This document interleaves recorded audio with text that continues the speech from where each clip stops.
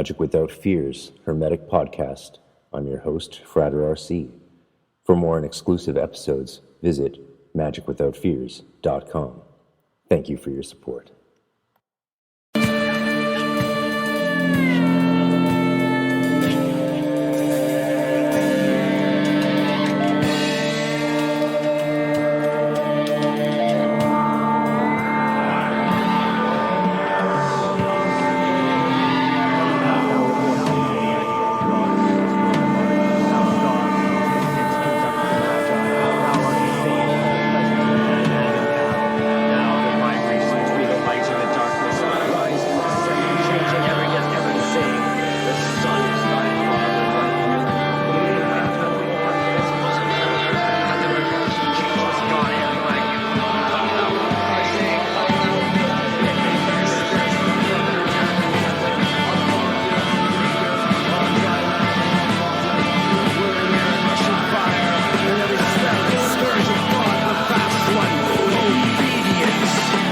Welcome to Magic Without Fears, Hermetic podcast.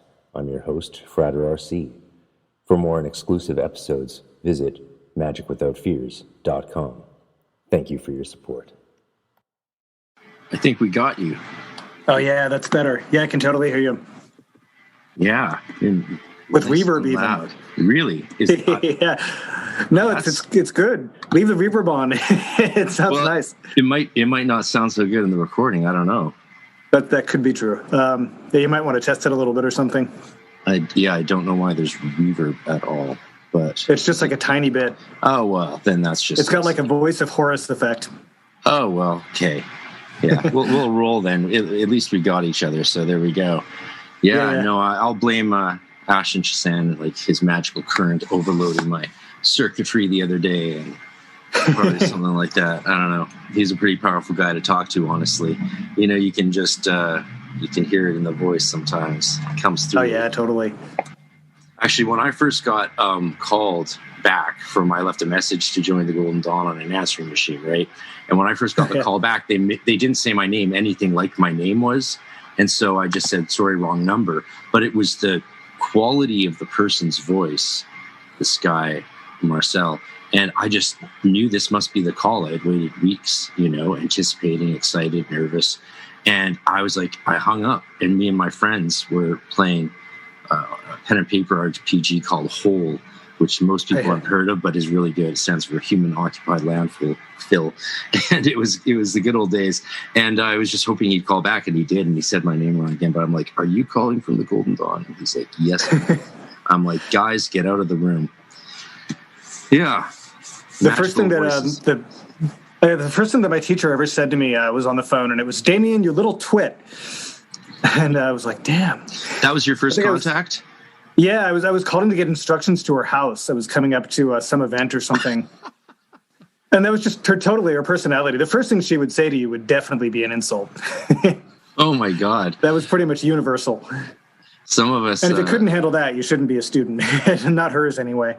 Yeah, a lot of adepts, when I was going through the grades, told me about trying to, disparaging themselves at least enough to avoid the guru thing. Being anti-guru is a valuable trademark, I think, of quality initiates. People who, there's people who build up the guru thing and people who actively take measures so that you could never see them that way. Yeah, it's a valuable, anybody that's teaching, that should be the first thing they put out, or they can just insult you, and that works too. You would think so, and that actually sounds like a brilliant way. I see. I'm going to use that as my excuse for calling my listeners motherfuckers when I was interviewing David Heimsmith. Of all people, David Heimsmith, right? This holy dude. Yeah, and he was like, he said something about like something to do with my listeners. I was like, oh, those motherfuckers don't care. It's flattering. Oh, I thought you called David Heimsmith. No, oh, God. Hey, motherfucker, I'm here to interview you. I wouldn't have done it. In a humorous way if you can do it, but you want to be careful with something like that, right? You want to know the person. Probably totally crack sort of well. We did. I do try and make guests laugh, especially like the more reputable, famous ones. If I can, Brian was pretty stern. He's got a stern demeanor, or at least sounded that way. And I was like, I definitely got to try and see if we can get this loosened up a little bit. Right. But I don't know. Yeah. So your teachers called you a twit, and who was these Golden Dawn people? It was a temple called the Raharakti Temple of the Golden Dawn. Yeah, they were. They started out we're somewhere in California, so like outside of LA, Santa Monica, I think. And then had a massive split with the people they'd opened the temple with, and one half stayed in Santa Monica, the other half came up to south of Seattle. And this wasn't part of Zinc's thing. Oh no, not at all. No. No, this wasn't also connected with Beeman. It was Beeman, yeah. Oh, it was yeah, Beeman. You used her non-Monastre name, yeah. What's her? What do most people know her as again? Chris Monastre, I think. Chris Monastre, yes, of course, Yeah. the famous, legendary, epic Chris Monastre. Yeah. So Pat Beeman, yeah, half the students came up, with her, and the temple just split in half. Wow. Yeah, I always heard she was around Seattle, but I never knew much more other than what we heard through the grapevine about what she was up to. So did you work with her? Oh, not Beeman. I worked with Laura Jennings York. Okay. Who was the person who split with Beeman. Wow. Yeah, I never worked with Beeman or even really met her or anything. Yeah, let's call her Chris Monastre or Monastre. That's probably a good idea, yeah. Probably more people will know what we're talking about. And if that's what she wants to be called, I'd rather call her that. So. Yeah. Well said. So Laura Jennings York, what's she like? She was a total battle axe, and I don't mean that in any kind of disparaging way. She was very kind of militant, very intense, very much inspired by G.I. Gurdjieff. So she was always doing things best with her students. She coined the phrase Kamikaze Magic, as far as I know. I never really heard anybody else use that. Oh, awesome. So if you had any kind of psychological block or even like, material plane block, she would basically just launch the nukes at you, with like Enochian ritual and whatnot, whatever she was working with at the time. And it would blow like a massive tank-sized hole in your life. And then, she'd set about helping you like patch it up and get things in working order. But yeah, she was very intense, very extremely funny. Like she's very devilish. She has a very devilish sense of humor. So we had a lot of fun together. We tended to get along really well because I also have a very devilish sense of humor. And the more she'd mess with me, it didn't always work, but I would usually turn it around and mess with her back, which kind of was like passing the test. Like that was kind of what you were supposed to do. Instead of getting really angry, and starting some kind of conflict. Sounds like a healthy it was intense. Approach. Yeah. Sounds like she has a healthy approach. Oh, absolutely. And very work intensive, which is after my own heart. It's how it's got to be, right? Yeah, absolutely. Yeah. We did a tremendous amount of ritual work, tremendous amount of like research and diagrams.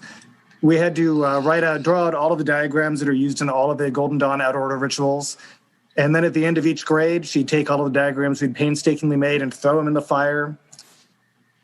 Certain ones would burn better than others. I remember specifically like the sulfur one, always alchemical sulfur would just whoosh, like the Why were you burning these things? Well, because it was kind of a non-attachment thing. She always wanted you to be non-attached to your work. So she'd have you do like painstaking amounts of work and then, just throw it in the fire. And the reason for doing them, in this case, the outer order diagrams, wasn't to have a set of outer order diagrams. It was to do the work. And in doing the diagrams, you examine them in minute detail. A little bit of the archetype behind the diagram kind of sparks you, especially if you're doing the work that's related to it. So the point of it was really in doing the work, not so much to have the product afterwards. Yeah. And she would just, really into non-attachment, and that's cool. There's definitely always the risk that we see very prevalent these days of just collecting information rather than acquiring knowledge. Yeah. So you mentioned on Praxis Behind the Obscure, our mutual friend Ryan's podcast, which is where I found you, and I really enjoyed your interview that you did there. That was really good. Yeah. Well, Ryan's a great guy too. Yeah, we talk a lot these days, and it's cool. But you mentioned so in that order, they took all the inner order stuff and put it in the outer order, which to degrees, some of that's often pretty common. But was it like literally all of it? No, it was kind of a selection of it. Yeah, I have started a kind of one-on-one teaching order based on the same template, and I've moved a lot more of the outer order work into the inner order, sorry, that's the other way around. The inner order work into the outer order. There were certain things that were in and certain things that weren't. It mostly was just very, very ritual heavy. You after the neophyte grade, you immediately got into elemental, Sephirothic, and planetary invocations. And then usually about halfway through the outer order, Laura and her husband Peter would start you on doing more complex ceremonial work, talismanic consecration, invocations, things like that. So that is a lot of inner order work in the outer order. Yeah. Yeah. The whole thing was expanded though, so you spent a lot longer in the entire going through the entire system. Any given grade, the fastest you could go through it was about 8 months per grade. It had a very particular structure to it. 8 months per grade. Per grade, yeah. A lot of people took longer than that just because there's a lot of work that you had to do in each one. Yeah. I had her material given to me by one of her students, and I worked almost all the way through the outer order with minimal guidance from the guy that gave it to me. Yeah, I heard about that. That's funny. Yeah, so I did it twice. It's a glutton for punishment. Yeah, a lot of people do, though, for sure. Yeah. Yeah. I don't think if you do it any other way, you're really going to end up doing any less work. Whether you call it the inner order or the outer order.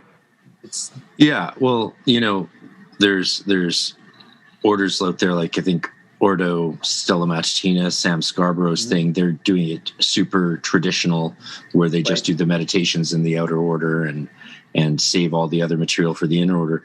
I'm of the opinion that like the order was never meant to be considered fixed at any specific point. The idea that this was the order and that's how it should stay just never made sense to me, because they were developing material all the time, right? So yeah, I feel that way too, and it's kind of incomplete. It just kind of drops off at a certain point. Yeah, I think there's a tremendous amount of room for innovation. Yeah, so it always made sense to me that the outer order was flushed out with stuff from the inner order. Some of the stuff to me, it made sense to keep it in the inner order because it was connected with the 5-6 initiation, right? So sometimes I always felt like moving things earlier. If you then, like, a lot of things you were initiated into their mysteries through the initiation. So to move them earlier might be to, cheat someone out of some of the mystery or the symbolism of it. But in general, I think, it makes sense that the outer order grades are a bit more comprehensive and less boring. I mean, Crowley went through them so quickly for a reason. It's not because he mastered a ton of material overnight. It's because there wasn't much to do. Yeah, and I also kind of felt like, at the time that I was kind of adapting my teacher's material into my own teaching system, which is based on the same framework that she had, it just kind of felt like in the traditional system, you'd get some training and you go through the initiations, and then suddenly it's like the entire corpus of the inner order is dumped on you, and it's like, boom, have fun. A stack of great material, like especially like so in our inner order, we didn't do the sub-elemental grades. We just gave the adept all that material for Zelator Adeptus Minor through Philosophus Adeptus Minor. Boom, one big spat pack. And some of the material was held back because we had developed a lot of our own material as well. And sometimes you just get lessons one at a time for some stuff. But again, like there's just so much to do. It's years of work. Yeah, it's nice to have a systematic approach. Really nice. Yeah. And then even then, when you get to a certain point, certainly in the structure as I teach it, when you get to the inner order, you still get the big boom, you get a bunch of stuff dropped on you. Sure. Well, you could take everything from the inner order, from the Golden Dawn and Stella Matutina, all of that stuff, put it in the outer order. And then still when someone got to the inner order, just be like, here's grimoires, and boom. Yeah. Like there's the next 10, 20 years of their life. And the outer order, as I see it, it's like kind of a hand-holding. You're guided through all these things. Like, here's your assignments. It's You shouldn't ever be in the out order and not know exactly what you should be doing.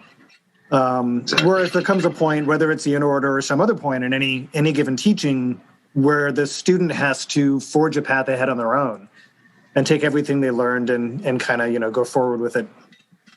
Yeah, a lot of people and that's describe kind of where I see the difference.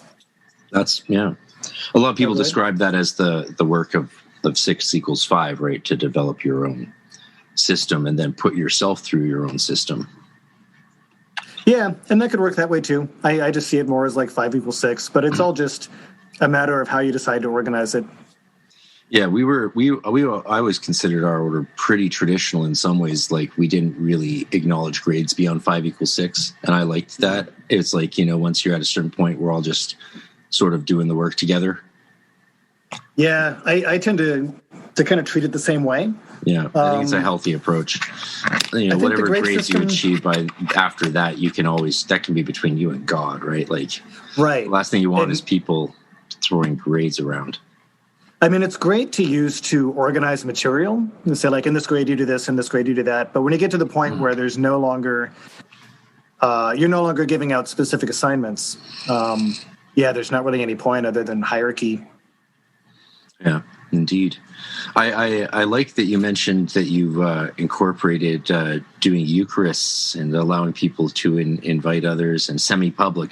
We were doing that actually at Temple Tahuti in Vancouver, where you could invite people and they'd come into this massive temple and get to be part of the Eucharist, and then we do healing afterward. And I always thought that was a good thing for an order or a group of magicians to do, is part the veil a little bit to people who are curious. Give them a taste of what's up. Yeah, it's been really nice. The people that come to that, although nobody's been here since COVID, just me and my partner doing it. But the people before that were coming, and hopefully will soon come again, we ended up drawing this really kind of eclectic crowd.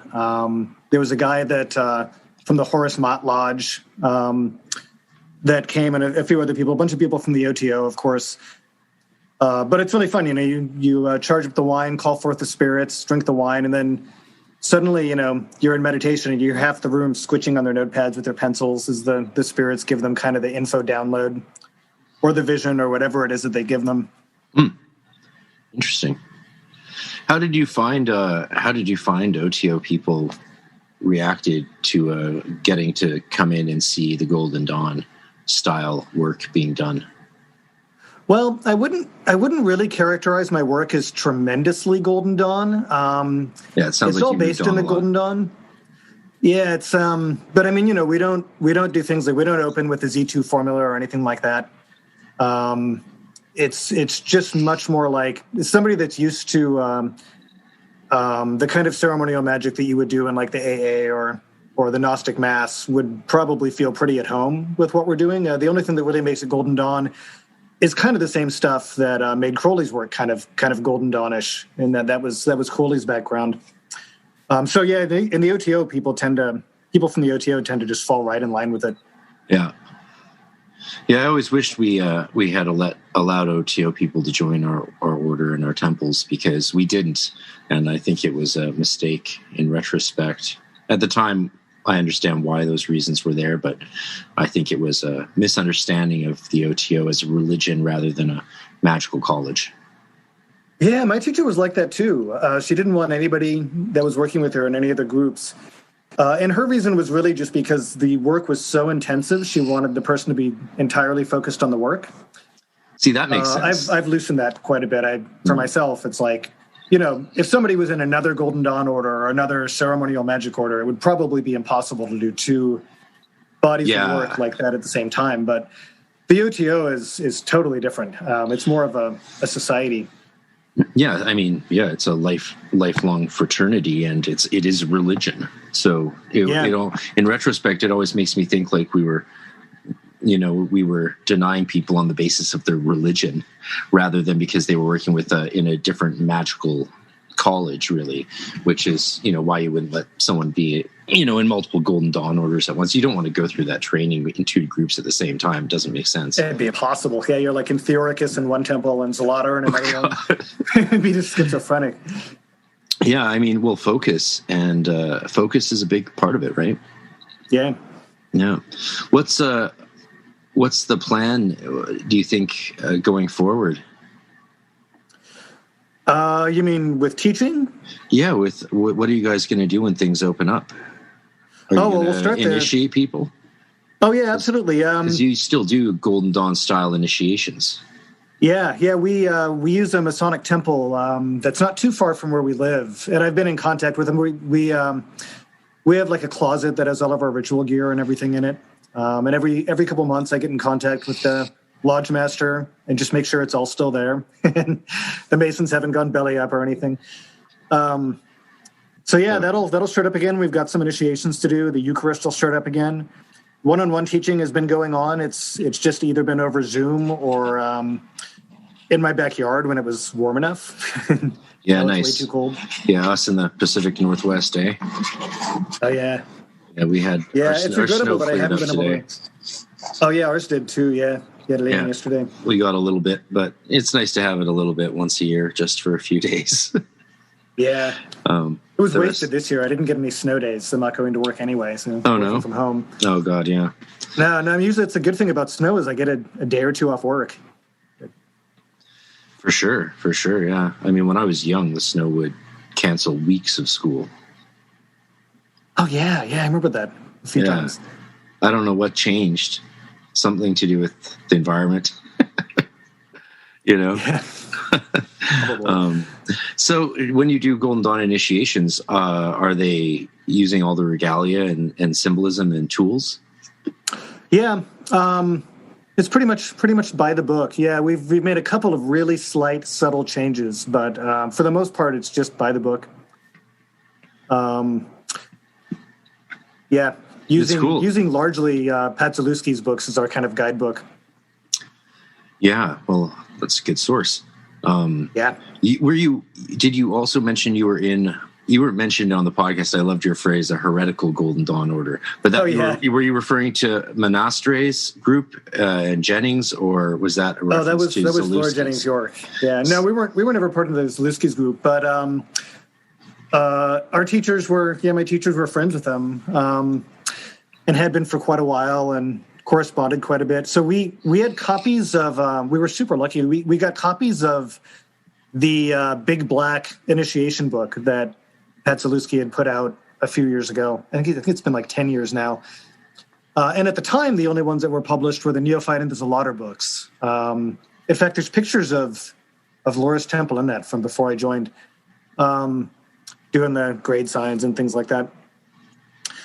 But those just proved an invaluable resource. It was great. So I had those all on basically Xerox papers while the temple that I had started had just started doing the initiations. And it was just a fantastic resource. They go into so much more depth than any other source that was available at the time. Really? And does Zalewski have those that out now? All the initiations in a book? Yeah, it's a thick black book. I don't remember exactly what it's called. It's like in a bookshelf in the other room. Huh. But yeah, look up Zalewski. It should be available like pretty much anywhere, Amazon. Yeah. It's a great book. He goes through all of the different energy dynamics that he's observed through the rituals. Is it Golden Dawn Rituals and Commentary? That's the one, yeah. Okay, I was wondering what that was because I noticed it existed now, and I was like, what is that thing? Oh, it's highly recommended, yeah. Well, I like his writing. A couple of books, yeah. He put out a couple of books for the first two grades, Neophyte and Zalater, back in the 90s. And then he just kind of stopped. I think Llewellyn stopped publishing them for some reason. And so Llewellyn's got the rest of them. Golden Dawn wasn't very popular then for a while, I guess. I don't even know if it was ever popular. Was Golden Dawn ever popular? Ever? Like, at all? I don't know. Is it popular now? I don't think so. It doesn't seem like it. I kind of feel like I kind of enjoy the fact that my basis is in this kind of incredibly unpopular form of esotericism. Oh, amen. It's kind of nice. Nobody bugs you, you know? Yeah. I know. Can you imagine if you were like in the pagan community or part of the Wicca trad witchcraft debates or surrounded by all these if you're teaching Grimoire chaos stuff, you know, tons of Grimoire people. That's the thing right now, and they're having some big debates. And I don't want to slam them. I think what they're doing is fantastic. Oh, but, God, no. Keep translating and giving us material, please. Seriously, yeah. And analyzing it and tracing the historical roots. Yeah. I know enough Latin and Greek that I would prefer not to learn much more. So if people could just, who really know that stuff well, just keep translating those things, that would be great. Yeah. And there are some interesting debates going on within that realm. Do you have any favorite grimoire debate topics that you find interesting? Like, not tremendously. The grimoires weirdly have never tremendously spoke to me. I do find a lot of the work around them interesting. Like the work of Jake Stratton-Cann I find fascinating, tracing back kind of the roots of the grimoires and even kind of how he has kind of observed that the grimoires are kind of repositories of really ancient lore. I find it fascinating, but it doesn't make me want to work with the grimoires anymore. Really? I've worked with them a little bit, and they just don't really speak to me that much for some reason. And I mean, they definitely do to some people, and more power to them. But yeah, it's just never really been my thing for some reason. Well, I can understand. I'm only just sort of getting into them now. I sort of saved them. I figured that there was always time in life to do that, so I waited like 25 years, and now I'm just starting to get my feet really wet. Like I was trained in the basic stuff, doing the basic Solomonic and Goetic work. As an adept in the Golden Dawn, we did, some, enough so that you could do it on your own. But then it's up to you. The Key of Solomon is one that I've worked with, just because it's, how can you avoid it? I mean, it's so prominent in especially Golden Dawn circles. But as far as the other grimoires, not so much. One of the really valuable things that I've gotten from a lot of the research that's coming out of it, though, is it has, for a long time, I've had a strong kind of working interest in the chthonic and the otherworldly. And a lot of what's kind of been coming out of that has kind of given a lot of context to that for me, which before I had kind of minimal context, and I just kind of worked with that aspect of the work purely on instinct and intuition and feedback from, the chthonic gods and stuff like that. And it's nice to have all of a sudden there's a tremendous amount of context for it now that really wasn't that, at least it wasn't as accessible before. For people listening, how would you define chthonic? A lot of the time in the Golden Dawn, you think of magic as having to do with the celestial and the angelic, things that have to do with up and above. This is, of course, only a metaphor. The chthonic has to do with what's below, what's in the earth, specifically the underworld. And I don't even really differentiate between the two that much as I see them as kind of the same spectrum with different emphasis. Yeah.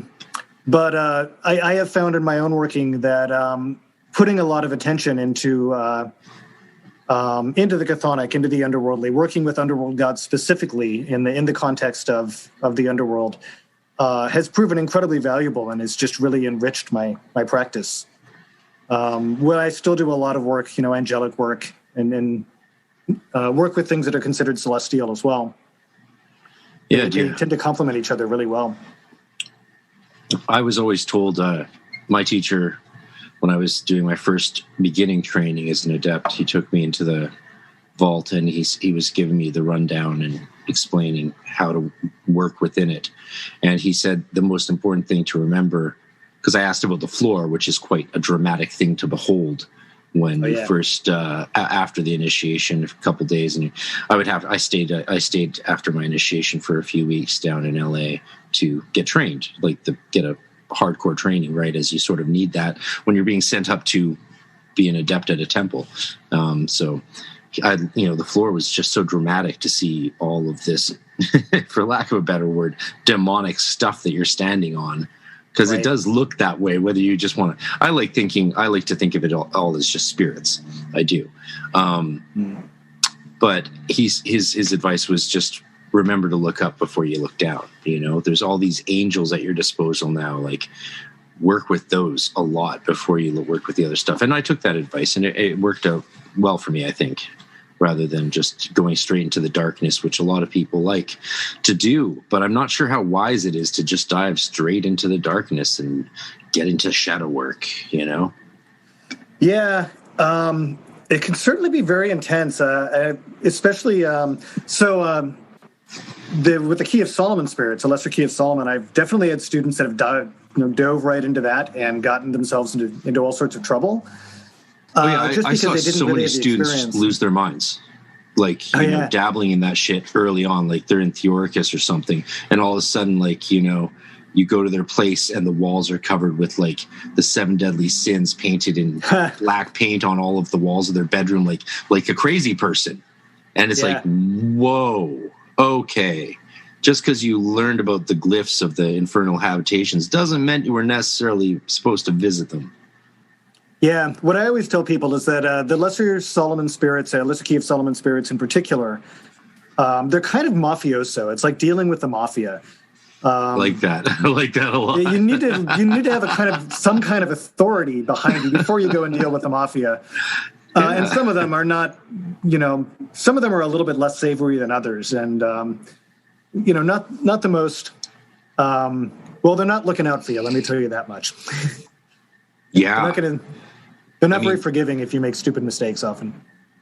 Amen. At least that's been my experience. Yeah. You have any stories of that sort of thing? Yeah, like I've never personally had any problem working with them, but then I didn't start working with them until I'd been doing occult work for well over 10 years. So you were smart.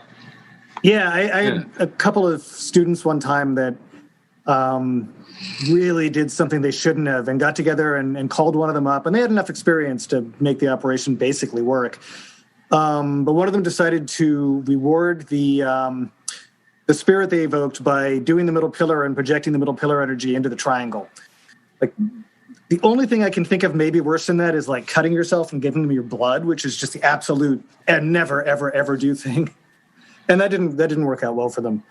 And in that case, I had to call up the spirit and cut the cord with one of them. And it wasn't anything that caused any permanent damage, but it definitely made things very difficult for one person for the better part of a week. It's a strange thing to think that you could be working with these spirits or spiritual forces, and that your mind, your consciousness could become heavily influenced or even arrested by those forces. I mean, it's so subtle and psychological and borderline imaginary. Can we call it imaginary in a way? That's a double-edged sword, right? Because it's just imaginary, but it's also imaginary. And these things can affect you to the point which your free will sort of is less than you'd like it to be. Oh, yeah. Oh, I'm of the school. It's more than just imaginary. I mean, I've seen enough physical effects. When I say that, I always say it like that because I went to Waldorf school my whole life, eh? So for me, Rudolf Steiner's view of the imagination is where he treats it as a perhaps the most important human muscle. And the entire system treats it with a tremendous respect. So, for me, the imagination's always never been a small thing. And that totally makes sense. Yeah. Yeah, what you imagine has an impact on your life, and if not the ability to create actual doorways that science just doesn't yet understand to realms that are just as real, if not more real than this one. If you're in doubt of that, take some DMT. Right. The nice thing about DMT is it wears off so fast. Hallelujah. Yeah. It's even though 20 minutes in a place you don't want to be can be pretty bad. Actually, I've never done DMT. I've done salvia a number of times, though. I look forward to doing that. Yeah, salvia is intense. So for a long time, I'd done salvia a bunch, and I thought that DMT would be far more intense. And I was like, man, I don't know if I want to do something more intense than salvia.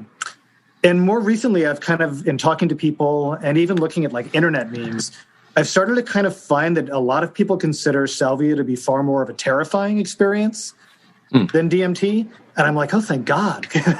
Maybe I could do DMT. Yeah. Because the salvia experiences I've had are very, they're intimidating. They only last for like 15 minutes, but Yeah, I think salvia might. I don't know. I don't even. Maybe there's no point in even speculating. But I think it might be more similar in shockingness to 5-MeO DMT, which is sort of shoots you straight up. My opinion on 5-MeO is that it shoots you straight up into the Ein Sof, and like you just like projected straight up the middle pillar, and boom, scintillating infinite white light. Hence potential ego death, if not necessary ego death.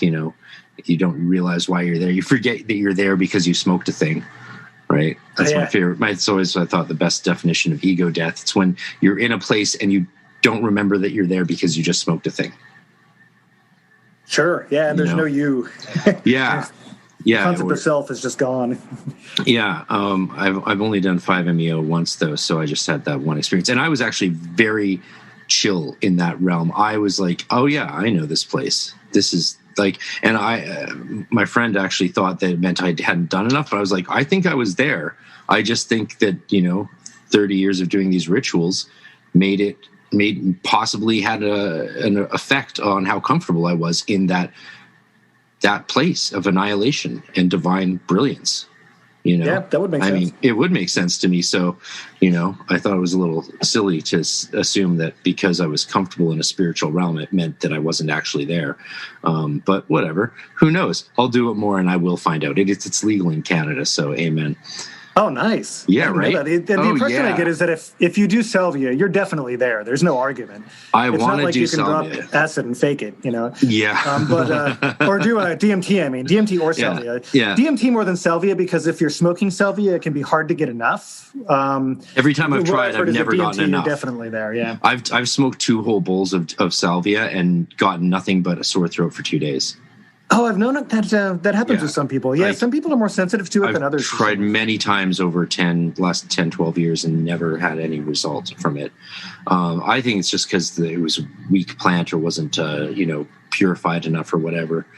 But, the thing about DMT, I'd like to say, since you haven't done DMT, is the reason I love it so much is because to me it's like you're actually physically in the astral plane. So you're not just going to one place. It's like it's actually putting you in multifarious, colorful, creative realms of these beings. And like I've just seen such a wide variety of realm and a wide variety of interactions with different beings, both divine and terrifying. And I think it's really this amazing opportunity for magicians to explore.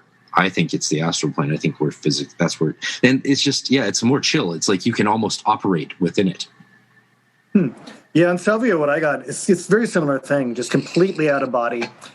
Yeah. And I've got something that a lot of other people I've talked to get too, where there's a feeling of being chopped up by like metal blades, except that it doesn't hurt, which is a very interesting sensation. A really interesting massage or something. And then you're suddenly in this place and you are a bunch of beings that think it's hilarious that you're terrified of them. And they continue to make fun of you until you're no longer there anymore. And then the next time you do it, they're like, oh, you're back. Yeah. This is really fun. So it has that very intimidating, not malevolent at all. I never felt anything malevolent from it, but it's very intimidating. But what I got out of it, the benefit that I found from it was, I felt like, okay, I've been doing, at the time that I did it, I'd been doing occult work steadily for about 10 years. And I thought, wow, this is a great thing to show me that I don't really know the first thing about anything. Like the experience I had was so completely different than anything else I'd ever experienced. And the times I've done salvia since, it's been kind of the same thing. It's like, it's just good to have that reminder that, no matter what you're doing, you're really experiencing a tiny spectrum of the potential for experience. Absolutely. Do you think science is going to make any leaps and bounds into these liminal realms in our lifetime? Oh, I don't know. That's a good question. I'm hoping we will, with the perception of dark matter, which is we're just on the verge of doing. Yeah, maybe. That was something that my teacher Laura and Peter too, her husband, they were obsessed with that. They were always reading about dark matter. Yeah. And quantum physics. And I was always like, oh, let's talk about Enochian instead. I was always trying to get them into these other things that I was obsessed with. It's like, hey, man, I can't do anything with quantum physics, but I can. Right, exactly. Yeah, you can't do a dark matter ritual. And Unless you do Enochian and call it dark matter. I'd love to talk about Enochian. So I finally got a chance to do some Enochian work at John Dee and Edward Kelly's tower in Prague the other year. Oh, nice. It was cool. And I was doing the call of the portal in the small, at the top of the stairwell with all the windows that overlook the city. You're not meant to normally be allowed to go up there, but it was unlocked. For some reason, the trapdoor was unlocked, and the guy was like, "Well, it's open, so I can't stop you." I'm like, "I love Prague. I love Prague." So I ran up there and whipped out a recorder and filmed myself doing the call of the portal. And halfway through it, I felt this like thunk on the back of my head, right in my Kof center, and I stumbled over the words. And you can see me do it, and it's because they were so present. And what they said was, "You don't need to do that here." Isn't that trippy? They were just, and all of a sudden, I looked around. I could just sense. Well, I could sort of see outlines, but I could just sense like thousands of angels all there hovering around, being like. And they were like, "What do you want?" And I worked with them for the next week. Every day, spent the entire day there at the tower. And then I went back to Leipzig, and then I went back to Prague again to do a bunch of lectures there, because the people who owned the place were like, "You should come do a bunch of lectures here." I was like, "Yeah, that sounds like a plan." And nice. And the angels were just sort of hanging out there. It felt like there was like almost like Dee and Kelly rent some sort of portal there, or the veil was permanently thin or something like that, And it was an interesting experience. Like how much a big part of it in your work is Enochian still? It's toned down. There was a period where I was doing a tremendous amount, and it was kind of the main engine of my work. And since then, yeah, I've done it. I still use it. Since then, my work looks a lot more similar to the kind of thing you'd find in the PGM. I do the Bornless a lot. At one point, I was using kind of variant on the Bornless that I'd written that's kind of like a hybrid between the Bornless and the Watchtower, with the Enochian and the exhortation to the portal and all that, circumambulation. Well, once you know like those rituals, like Watchtower, Bornless, SIRP, like just all of those sort of rituals, and then all the other advanced talismanic work in the world. Like, I think a lot of people don't realize how much they're not really distinct things. Like once you know them all really well, their borders are vague, and they flow into each other and can be put in various forms together really beautifully, in my opinion. Oh, it's true. Yeah. And I mean, the Bornless rite is incredibly versatile. Yeah. I've written a bunch of kind of redactions of it in different versions. I now use a completely different version that focuses more on the macrocosmic directions and the cardinal signs. Okay. Tell me more. But, well, in the Golden Dawn, you have the idea of you have the microcosmic and the macrocosmic directions. The microcosmic being, air in the east and earth in the north and all that. And those have to do with the four winds and basically what things look like if you're geographically located in Northern Europe. Very earthly. And then the macrocosmic directions are based in the zodiac. So you have fire in the east, air in the west, and earth in the south, earth in the south. Sorry, I'm getting it all mixed up. It's one of those things where if I'm in my temple, I know exactly what direction to go. But if I try to talk about it, it gets all messed up. But it just shifts the focus. You're no longer focusing so much on the terrestrial as much as you're focusing on the celestial. So I tend to use both, depending on, or one or the other, depending on which kind of direction suits my purposes at any given time. Yeah, I think the main teaching I was taught was to use the winds. I think if it was like working with a spirit, especially like a god or an angel, I would work with the winds. So air in the east for those listening, and then if I was doing something more talismanic or trying to work with the zodiacal thing, then use the planetary allocations. Fire in the east. I kind of do it. The guideline. Almost do it the opposite, where if I'm aiming to do something like make a talisman, I'll use the terrestrial, the microcosmic directions, and I kind of use the macrocosmic ones to kind of blast myself into a state of kind of Gnostic consciousness, more of kind of a mystical. Interesting. I do like that people are testing and experimenting with some of this stuff these days. I've been testing with some of the things that I was always told were the case, and sometimes they seem to be hold up, and sometimes they don't seem to be true. I was telling Ash and Shasan about the Earth Pentacle, which I always heard was something that you could like uncover during a ritual to get rid of the spirits or to ground things down. But then when I tried that, it had the opposite effect, and the spirits were like, oh no, we like the shapes and the colors, so it's like infusing us.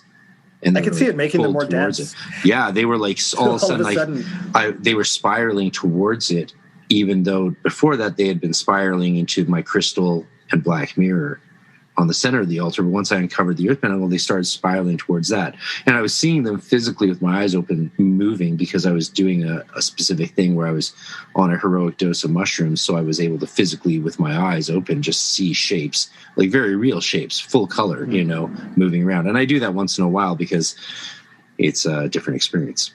And can make it really, I find, useful to test things out that you're otherwise just sensing with your sort of psychic senses, like my feelings. So it's sometimes good to do. Do you ever incorporate much psilocybin into any ritual work? Almost never. No, very, very rarely. For whatever reason, I've always just kind of kept it separate. It's more the other way around. Sometimes when I do a psychedelic drug, I'll incorporate ritual into it just a little bit, just in order to kind of keep myself centered. But for whatever reason, I've just never really brought psychedelic substances into ritual. I've been working on it for about over a year now, and I'm going to put out a whole book on it with very specific things. I think it's interesting uncovered terrain for us to explore. So something I've been doing, especially with just observations, because you can see things. Anyway, I could talk about that for forever, but like just the observations that you can make are a bit more real, in a sense. Do you know what I mean? Yeah, in a sense. Yeah, it's just different. Yeah, different, definitely different. It's fun to be able to do ritual work and see things really physical in stark colors, which is what psilocybin can enable. Did you know that John D. and Kelly were doing a lot of psychedelics for Enochian work? Did you know that? No, I had no idea. Never. Yeah, there's an entry in one of their diaries, and the spirits, the Enochian angels, are chastising Kelly for forgetting his drugs. Crazy. He's like, my pouch is empty, and I covered that I read out the entries on Ryan's Praxis of the Obscure podcast, because I wanted it to just be clear, like people have been saying for years that John D. and Kelly never touched drugs. And that drugs and that entheogens have no place in Enochian magic, and that some people have even said that if you're doing entheogens, you therefore can't be contacting any actual spirits because you're just having a trip. But it's in their diary, denial man. Of it's massive amounts of history. Well, yeah, I mean, Aaron Leach denial of all shamanic, history, basically. Aaron Leach was good enough to quote my friend's research in his Secrets of the Magical Grimoires. I'm mostly talking about Chris Bennett's work in Liber 420 and his other books, because he's a buddy of mine here. But I noticed that there are still spokespeople, like Stenwick is a spokesperson for anti-drugs in Enochian work. And I think that's fine, but it definitely is. I definitely think people should know that it's mentioned in their diaries, and not just mentioned, but the spirits are actually chastising Kelly for getting his entheogens, which I think is pretty. Yeah, what I always tell students, like the outer order work is, go ahead and do psychedelic substances if you want. The only caveat I ever put on it basically is like, don't do them constantly, because it's almost impossible when you're learning to learn how to pick up on these subtle forces and subtle visionary experiences when you're dropping bombs in your head all the time. On the other hand, doing it, if not incredibly frequently, even in the outer order, can be an incredible tool in that it does just kind of drop a bomb in your head, and it allows everything that you've learned to kind of reorganize itself and rearrange itself. So it's a great way to get out of just really static, really conditioned, really habitual ways of thinking. And if you're learning esoteric work, or even if you've been doing it for a long time, it just gives a nice reorg to all of that stuff and helps you see it in a completely different way. Yeah, so good for dropping bombs. You don't know me, but I'm generally quite an advocate for sober magic. And I've been that way for my whole life. So that's why me exploring these things is not it's not me like sort of promoting something I've been doing for a long time. It's me exploring something. It's like it's like that guy who never would have touched this stuff ever in his life and didn't, is now doing it. I'm taking that sort of going from my pure background into exploring the thing no one thought I would ever explore. You know what I mean? But I definitely think, good. Yeah, well, right. I mean, well, we get older and we want to push the boundaries a little bit and see what we can investigate. I think it's a totally valid option. I mean, and who knows? I mean, maybe I might do it at some point. For whatever reason, I haven't at this point, but absolutely, I do think it's a very much valid thing. The thing I would actually probably, until you said what you just said, I probably would have always. I've always been more like, if you're in the outer order, going through the grades, going through a fixed system of magical training, trying to develop your senses and get sort of, I see the outer order of going through any elemental system, in whether it's in any tradition of magic, as getting a baseline. You're establishing like a baseline or controls. And in that sense, I would have always said, don't touch anything, like try and be sober as possible. Like don't do weed or anything like that with ritual work. My temple, we didn't allow people to be on any substances whatsoever. We would not let that be the case. I'm not sure how good that strictness was in retrospect, but at the time it made sense to me. And it's the same thing I tell people actually about listening to music when they're doing their outer order work. It's like when you're doing the first few years of those rituals, a lot of people have asked me, why do you think I shouldn't listen to music? Because I've had people tell me, like, I always do my rituals to the same CD and I do the same part of the ritual, the same point, it's timed and synchronized. I'm like, that sounds amazing. And I'm all for music when it comes to ceremonies and things like that, especially group stuff that but when you're doing your personal ritual work, you're trying to develop your astral senses, and you're definitely trying to develop your ability to hear things, whatever they may be, especially if it's scrying or pathworking or any of these vision works where you're listening to spirits. And if you're playing music, I'm not sure how well you're going to develop clairaudience in any way. Well, if you've got music playing. Oh yeah, that'd be impossible for me. You're trying to develop your senses, so don't play music, right? Yeah. Like let your be in silence. Try and have as much silence as possible and vibrate. So okay. Sorry, I'm flustered. I flustered myself. The clairaudience thing would never work for me if I had music. I can't even, if I'm on the phone and somebody starts talking to me, it just all goes down the drain. I can't pick up anything. So yeah, I need total silence when I'm getting the data download from the spirits. Yeah. Yeah, well, I think So that's what for the people. I promised people I would actually tell them what my thinking was on that, and this is what I'm telling them. I did get used to hearing the sound of the ambulance though, because I lived in Ballard for a long time, and there was a main road right outside my house, and there was just constantly ambulances going up and down. Ugh. So I got really used to listening to the wail of an ambulance while I was just in deep meditation and on the astral plane and in communion with spirits. Yeah, I mean, you gotta focus and tune that stuff out. It's a challenge, but the music thing, I think, great for doing a ceremony. You're doing a Eucharist. Put on we would play like Libera or some other beautiful music, like Delirium in the background for a Eucharist or something. Not too loud, of course, right? But if you're trying to develop your magical senses, I don't see how playing music every time you do ritual work is going to help you with that. I'd be afraid to get dependent on it too. You wouldn't feel like it was going right if it wasn't there. So this one frater who told me this, I was at hanging out with a bunch of initiates at the Isis Urania Temple in England, which there's a new one of those with the Fellowship with the Golden Dawn. And the guy, I was like, hey, let's do some ritual work. He's like, no, I just do that alone because I do it with the CD and I do it listening to that music, and so I don't want to do it any other way. And I was like, wow, I recommend you don't do it with music. And I actually don't know if I even said to him at the time, but if you're listening, brother, hear him say it to you now, like the fact that it discouraged us doing ritual work together is there's a strike against it, right? Like, oh, so it's like saying, sorry, Damian, I do ritual work with you, but I only do it with this CD, and it's very specific and timed, and I just missed out on a chance to do ritual work with you. Right? Like, what's self-limitation? Yeah. I only do it naked with my entire face painted pink, and I would just feel weird if somebody saw me doing that. So I can only really do it by myself. You are a crazy artist, aren't you? For those who don't know, we're talking with Damian Murphy, and you are a writer, and you are apparently quite a bold writer. That's a good way of putting it. I'm happy with that. Decadent? Yes. Is decadent okay?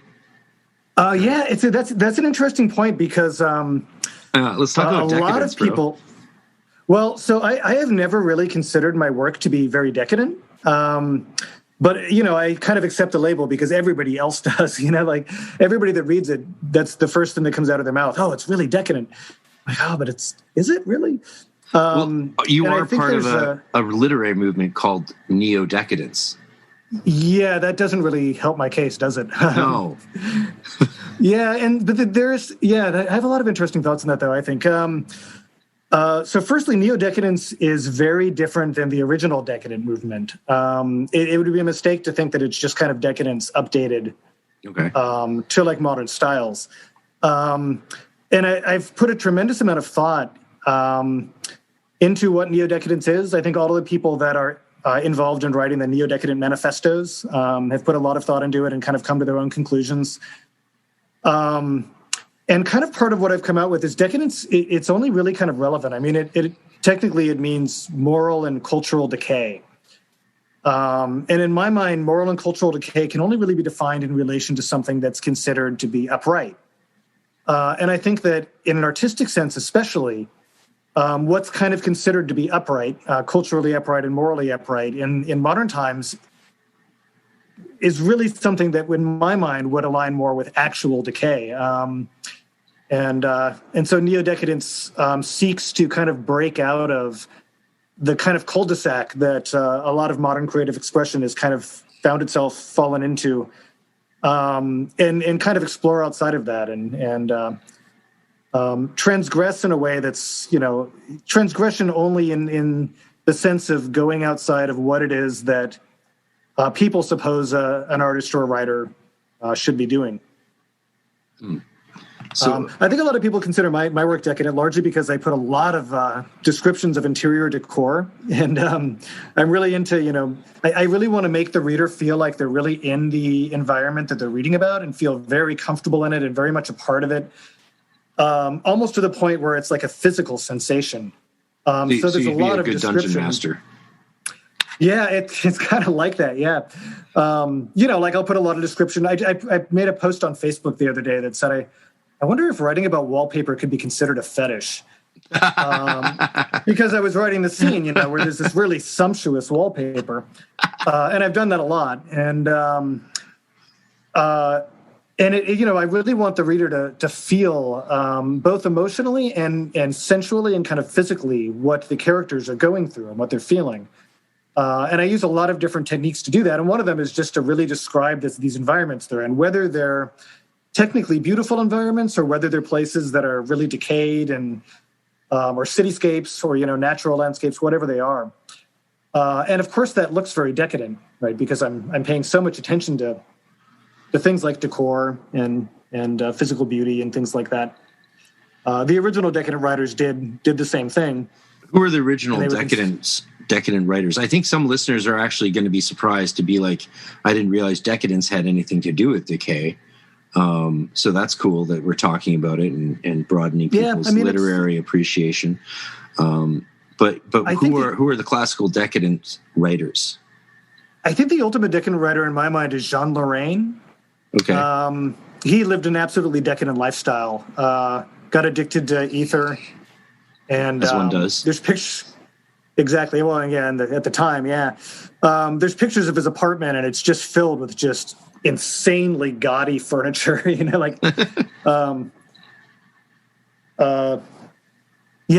with a decadent lifestyle. Oscar Wilde is known for being a decadent. Huysmans, of course, is the famous decadent. A lot of the people that are considered decadents were really kind of a little bit more on the symbolist side of things. They weren't really tremendously decadent, but they were using symbolism to kind of bring out certain qualities in their literary work. Snuggly Books, which is where I publish my paperbacks, or have so far published my paperbacks, is kind of they're like your one-stop renaissance of the original like decadent and symbolist texts. They've republished and translated just a tremendous amount of decadent work and symbolist work. But yeah, I would definitely recommend starting with Jean Lorrain. The first collection of his that came out on Snuggly, which, I wish I remember what it's called. If only I had a kind of international network at my fingers. Oh, wait, I can look it up. It's called the Noosphere, brother. It's called the Noosphere. Man, wouldn't it be cool if there was like a Google search engine that was like, good and not like... Nightmares of an... kind of. Nightmares of an Ether Drinker. That's the first one by Jean Lorrain. Anybody that really wants to know about the decadent writers, that's my highest recommendation. Nightmares of an Ether Drinker. Would he be your favorite decadent writer? Well, I don't really know. He's the one that I would consider just pure decadence, more than any of the others. One of my favorite books is A Season in Hell by Arthur Rimbaud. Oh yeah. Would he be borderline decadent? A little more symbolist, but that's what I was thinking. There's decadence there. I mean, certainly look at his lifestyle before he went to Africa. Died young too, right? Like 34 or something like that. Well, yeah, he might have. He stopped writing poetry at like 18 or so, and then went to Africa in search of a fortune, and lived this like utterly miserable, non-artistic life. And I think he did die around 34. Yeah. Yeah, very young. I recall. Very young. Yeah. Yeah. Did you read Season in Hell? Yeah. I had an obsessive period with Rimbaud where I read everything. Oh, you did, eh? Yeah, I took, for my Easter vacation in grade 11, I took a train ride to northern BC to visit a frater and a friend and do a bunch of Celtic Mysteries, Yeats scrying with him in the forest, like fucking hell and gone. Like literally, like we're talking like 40 hours north into the wilderness. Nothing's there, like nothing. Rimbaud died when he was 37. So yeah, young. 10 years too late to be part of the 27 Club. Oh, well. And on the train ride up, I read Season in Hell. And on the train ride back, I read Heart of Darkness. Oh, nice. And I figured that was a well-spent Easter vacation. You know what I mean? Oh, yeah. Yeah, I think those are some books that people need to read. What's the first book someone should read of yours that they could easily access, now that they're hearing us talk and curious about what you might write? What would you say people should start with? I didn't recall you saying that on Praxis of the Obscure podcast, but maybe you did. Oh, I don't think I did if I remember, but there's one it's a novella. It's called The Acephalic Imperial. It's on Snuggly Books. It's got a nice yellow cover. Snuggly Books is kind of an ironic name for the decadent movement, isn't it? Oh, totally, yeah. I love that. Yeah, it definitely was coined in irony. But it's also, it works very well for my kind of publishing art, because the other press that I've published more with than anybody else is Mount Abraxas Press. It used to be called Ex Occidente. And they put out these really expensive, rare, limited, sumptuous hardbacks. That's probably another reason why people think my work is so decadent, because sexy. The first books that they put out these really sexy books. Who doesn't like sexy books? I know, they're fantastic. Yeah. And so there's a lot of other presses that put out these really fancy and fine limited edition books. And so Snuggly's kind of tagline is, we just put out Snuggly books you can snuggle up with. We're not putting out anything super rare, and they do have hardbacks, limited editions, but even those are fairly basic. They're print on demand. They're just books you can cuddle up with. You wouldn't want to cuddle up with a $200 book, spill wine on it, and be kind of a drag. Yeah. I have, to my regret in the past. I have. I've done it too. I have a. And I'll do it again. But I used to always travel with my first edition of the Kabbalion, and and the dust jacket. Like it tore apart. But I thought the book was like the be all and end all of Hermeticism until I learned better. Of course, I was a kid. I was like 16 at the time. In the 90s, everybody thought that. Yes, they did. They did. I know. We didn't know any better. We didn't know any better. We needed Nick Farrell to educate us. That's right. You've heard his critique of the Kabbalion. Oh, yes. Yeah. Oh, totally. It doesn't go far enough, in my opinion. Probably. I was hanging out with these two scientists and engineers. They're both PhDs in quantum physics, and one of them is an engineer, and they're married. And they're actually launching these 5,000 mirrors or lenses they designed, this husband and wife team, to perceive dark matter in Texas at this institute. Like, this is super legit. I know them because one of them's the daughter of Granny Rainbow. Granny Rainbow's daughter is one of the world's leading physicists in dark matter. And she was a student of Paul Foster Case's protege.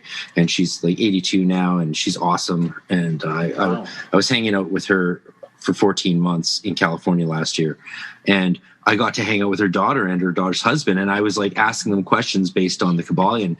And they were like correcting me based on what would fit within what they know of science or not. I'm like, I need them to come on the podcast and like address the Kabbalion point by point. They probably won't, and even if they would, they probably couldn't for their career's sake. But just the fact that, like, the Kabbalion is written with this new thought approach that has never been really challenged by science. And I just think I don't want people to throw out the Kabbalion, and I don't want people to throw out science in favor of untested spirituality. I want there to be a conversation, man. Like, we got to have conversations that aren't being had if we want to get, I think, real insights into the future, Yeah.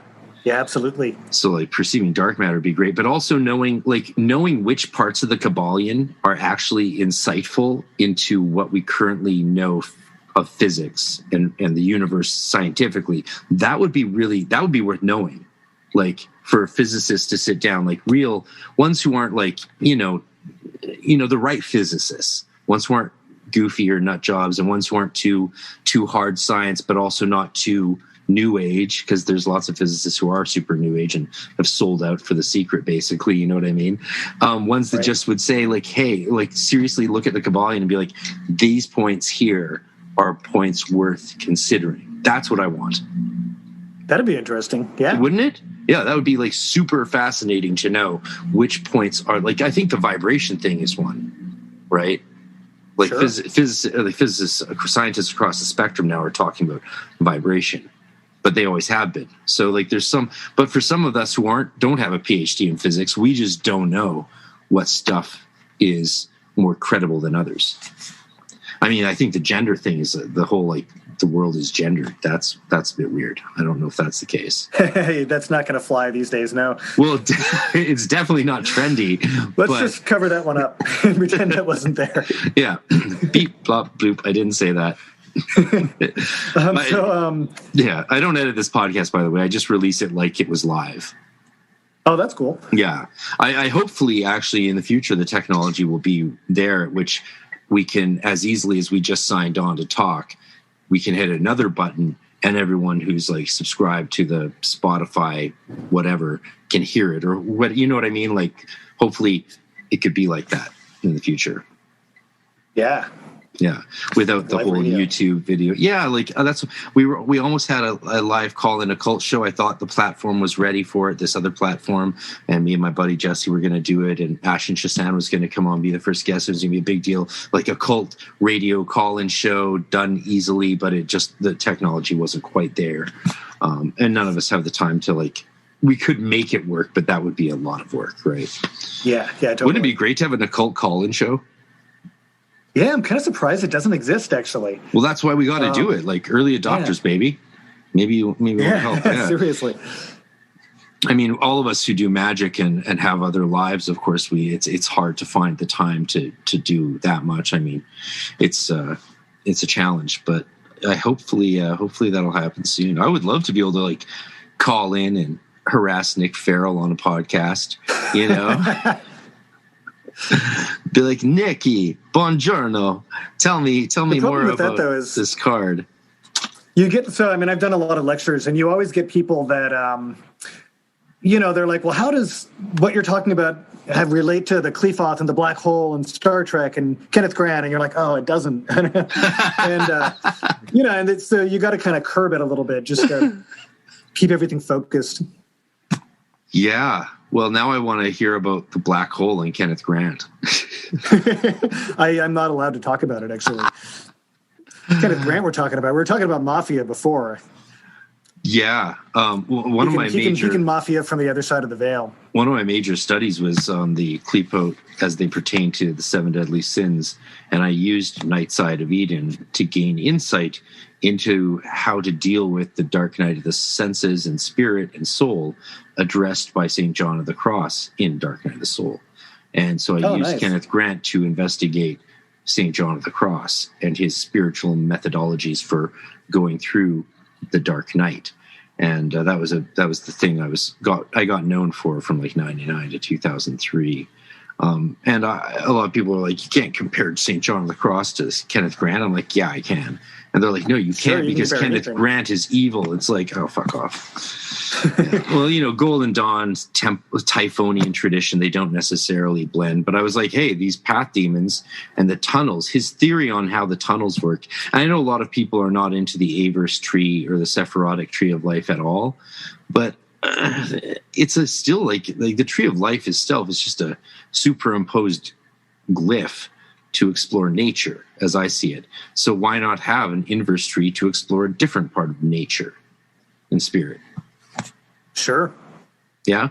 You agree? It's never really been my thing, but, I'm not against it. I mean... I tend to avoid Qliphoth and demons and dark stuff in general. Honestly, it's not... But that's why when I do go there, it's nice to have some tools, and it's nice to have some people who have explored it before me as a touch point, I wouldn't want to be the guy who's just summoning demons and seeing what happens. Sure. Yeah, I mean, I feel like I kind of satisfy those... There's a part of myself that's very drawn to that, and I kind of find that I satisfy that with more of the chthonic kind of underworld. Mostly underworld deities more than anything else, but then a lot of the spirits in the Grimoires were once deities. There is that... there is that desire to get into something that's once more earthy and more, I don't really want to say dark because that sounds kind of cliche, but mafioso or something. Underworldly, chthonic, it's the only word I can really use to describe it. They're not dark demons, people. They're mafiosos. I like They're not even necessarily mafioso. I mean... you can't walk that back now that you threw that term out. It's such a great categorization. Some of them are. Some spirits are gangster. Kind of. There are some. I like that. I really do like that. But I wouldn't say that about, there's a chthonic Hermes, for instance. As Hermes went down into the earth in the Persephone myth, or into the underworld. And I wouldn't call the chthonic version of Hermes, or Orpheus for that matter, mafioso. But there are spirits that are mafioso, definitely. Yeah? Which ones? Definitely. Well, like I said, the ones that I've worked with in the Lesser Key, those have always come across to me as very, very mafia. Who do you work with a lot? I don't really work with any of them a lot. I've only really worked with them a handful of times, and it's only really been when I've needed something.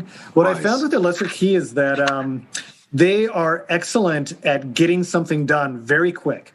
They don't seem to have any moral standards, so you have to give them a little bit of guidance.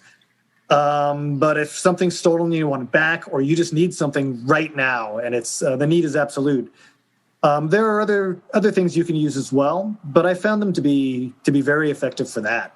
Who's the one? Humor me. Who's the one you talk to for some things that are stolen that you want back? Andromalius would be the 72nd demon of the 72nd of 72. I might need to have a little date. Oh yeah, with him. Well, so good experiences. What? Tell me about. Can we dig into that for a minute? Well, yeah. The only thing I've ever worked with that spirit for is I had my car stolen, and I had read. I think it was Lon Milo Duquette wrote something about that spirit in his book. I don't remember if it had specifically had to do with the stolen car. It was a stolen something, and I thought, well, I'll give it a try. And I went in to do the working, and I came out, and there was a message on my answering machine, like the car had been recovered while I was doing the working. And I was like, okay, that's impressive. And I had promised the spirit a reward, and I thought I'd better reward the spirit because... With some of your blood. No, don't ever do that. Once you, that's the absolute last thing. And that's not on that. That's in a lot of traditions. You just don't give the dead your blood either. It's not a good idea. You use blood on your sigils, but you don't give it to the spirit. Yes. Well, a lot of people say that it should be used on Goetic sigils. Your blood is necessary. A lot of people think that. Yeah, I wouldn't do it.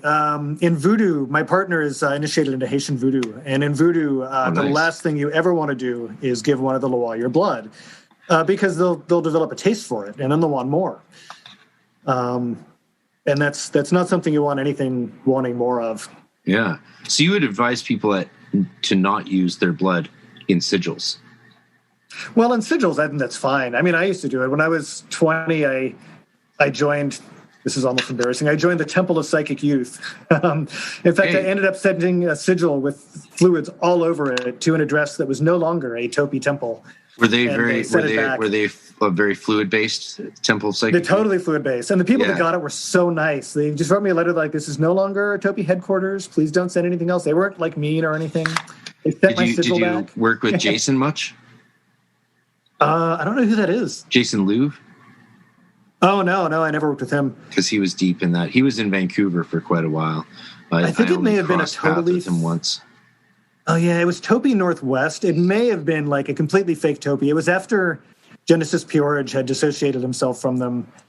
And that was kind of before the internet, so I didn't even know about that.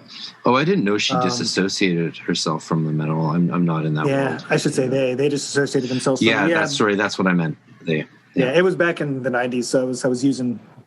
That was how Genesis was referred to in the 90s, so that was kind of where I was going to. But, I didn't know about any of that. I was Rest in peace, eh? Yeah, totally. Yeah, Genesis was performing with their band in Berlin when I was lecturing at a culture conference in 2018, and a bunch of us wanted to get over there, but it was, it's hard to do two things. You're at a conference and stuff. Yeah. But I was like, how trippy is that Genesis is performing at the same time as a culture? Wow, I can't believe they didn't reel Genesis in to pop over and make an appearance. I would have loved to meet Genesis.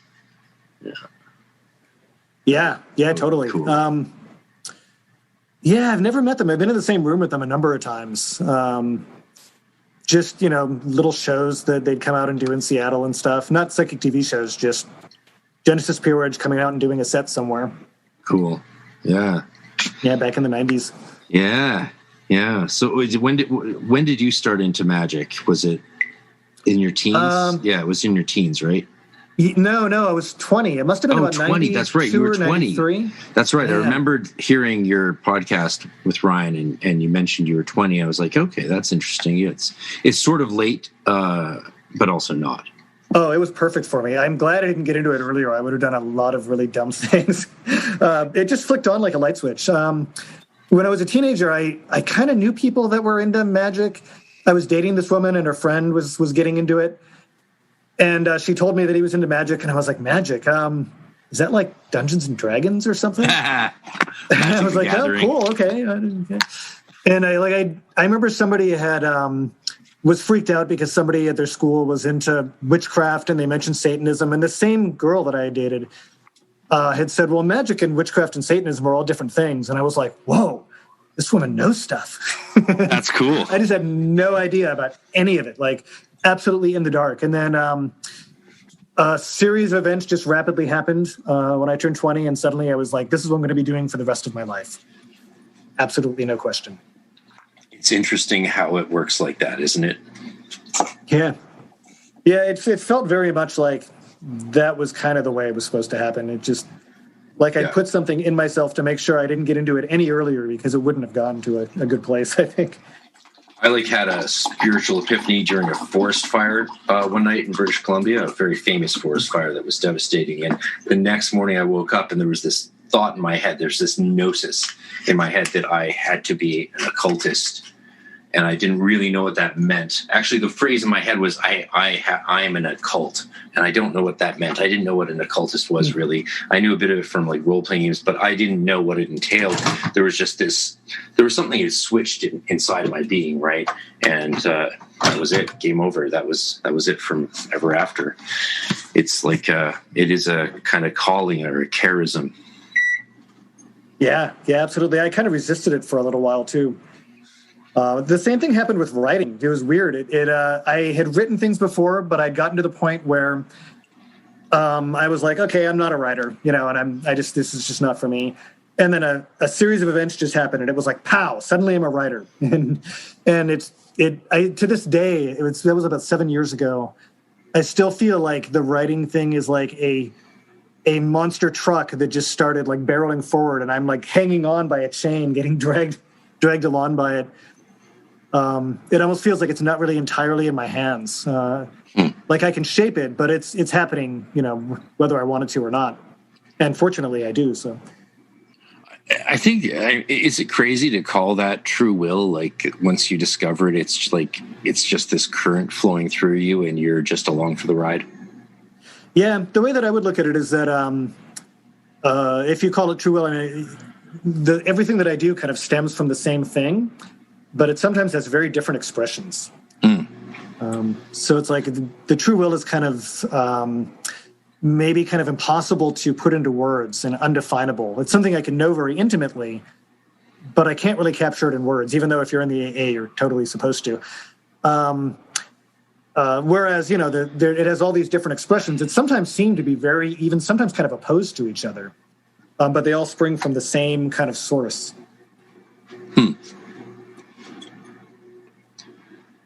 So like as a teacher and a writer, in a way, I'm exactly the opposite. In one-on-one occult teaching, I'm basically a Boy Scout. I'm like, there's nothing that's all above the boards. There's nothing, I'm not one of those like, oh, I'm the mystical wisdom teacher. I'm like, this is the work. This is how you do it. This is what it's supposed to do. It can do other things as well. If you have any questions, like I don't want anything to be unclear. It's all about work. It's basically like you're in a militant Boy Scout order or Girl Scout or Person Scout or whatever. Whereas as a writer, it's all about deception and trickery and misdirection. And my writing is supposed to be very mysterious because by taking things that are very mysterious and mixing them with the sensual and things that are very physically descriptive and visually descriptive, it allows me to kind of open up doors for the reader and allow them to hopefully get into certain spaces that if they're not occult practitioners, they probably wouldn't end up getting in any other way. So it's two completely different sides. They're very much opposed to each other, but they both spring from the same root, and they both kind of complement each other. And since I've been writing, I feel like it's even crystallized my teaching a little bit, because it's like now I have an outlet for the other side of things. Whereas before it was just that outlet was like, playing the fool in social situations or whatever. I didn't have a very concrete outlet for it. What's it like working with your girlfriend who's a Haitian voodoo initiate? Well, she has a Western occult background and didn't really get into voodoo until like a little bit before we met. And then a few years after we met, went down to Haiti and got initiated. Wow. Voodoo is really interesting. It's very different than anything else I've ever worked with. As soon as I read, I think it was like 97, 98, I read Maya Daren's Divine Horseman, and I was hooked. And it's been my side passion ever since is Haitian voodoo. And I have a very close relationship with like Gidi. But I just don't know much more. Like, I want to know more. I want to do more integration. Have you guys found that there's much integration possible with Haitian voodoo? Because there's a lot of people saying, of course, these days, like, you can't mix things together. You got to keep them pure and in their own tradition. But I'm guessing you might have experimented with some blending and syncretism. No, we don't really blend them at all. They're really separate. Although in Haiti, what I've heard, I've never been there, but what I've heard is that a lot of people in Haiti are really fascinated by Western magic because it's exotic to them. Whereas voodoo is just what everybody does. Yeah, exactly. Wow. And there's also there's Haitian Freemasonry that definitely incorporates voodoo. Really? Oh yeah. But for me, the two things are so completely separate. Voodoo, it's just completely amazing. I've had really, really very good and very strong experiences with it. I wouldn't characterize it as anything more strong or less strong than anything I've experienced with more Western work, but definitely different. Yeah, the whole experience is different. I mean, first of all, if you get taken by a Loa, you're not there. You're gone. Like it's not like you've done an invocation where you can see through the eyes of a deity. You have a little slice of your life, it's just missing. And suddenly you're like, how did I get on this side of the room? I did what? So you've been mounted? I haven't. No, I never have. But this is what you're told. That's another thing, is that if you are trained, whether you're self-trained or been trained in an order, in Western magic, it's kind of harder because you're used to maintaining control. It's only like it was the only times we ever did like loss of control stuff was in, we'd call it contact work, or if it was like if you were trying to connect with like third order spirit level beings. Right. And the only time I've ever come close to being fully ridden is by one particular Loa, Dambala Wedo. The big giant python lives in the sky. And Dambala is a very trancy Loa. And that particular Loa, the headspace that Loa will get you to, because, if you're not ridden and you're in the room doing a voodoo ceremony, or even if you're just in the same room and there's people doing it, the energy of the Loa is incredible. I mean, it just hits you in the face. It's super potent. It's way better to be with somebody that's ridden than to be ridden. Because if you're with somebody that's ridden, you get to hang out with the gods. Right. If you're ridden, you're not even there. It's like the party happened and you're asleep in the other room or something. But down below I've almost, I think I've almost been taken by that Loa a number of times. And that experience is a lot closer to like the kind of Gnostic consciousness experience that I'll often experience after, in meditation, after doing something like the Bornless or something. But even that, I mean, it's like, it just doesn't, the other thing is that I've never been initiated. And after you're initiated, your head is, depending on what level you initiate at, your head is wide open. I mean, you're going to start to get taken. It's not uncommon for people to get initiated and, get ridden in inappropriate places until they kind of get used to it. Really? Just opens you right up. Yeah. Wow. And in Haiti, apparently, that's what I'm told, is that's just normal. That people get hit, kind of all the time. Is it hard for a Westerner these days to go down and get initiated in a reliably authentic way? Well, I don't know about now. It wasn't really at the time now, my partner did it, which was... Oh, my God. Yeah, it was kind of the early, mid-2000s. I have no idea what the situation is. I mean, now, obviously, in COVID, you're probably not going to do it. Yeah, no, speaking as if things in the world hadn't happened that have happened. That's sort of how I meant it. Imagine none of the shit went down.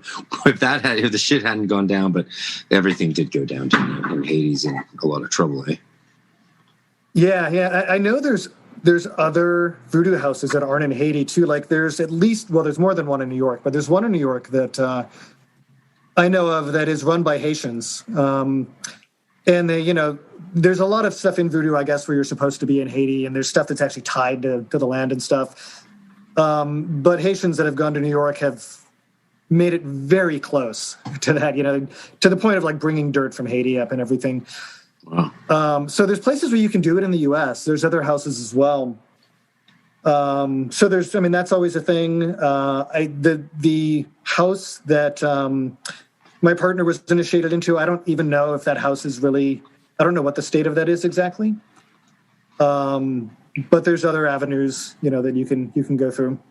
So I don't know like how easy it would be to get an initiation in Haiti at this point. Like say after COVID. Maybe easy. I don't know. Does your girlfriend, or is it wife? Yeah, girlfriend. Does she teach at all?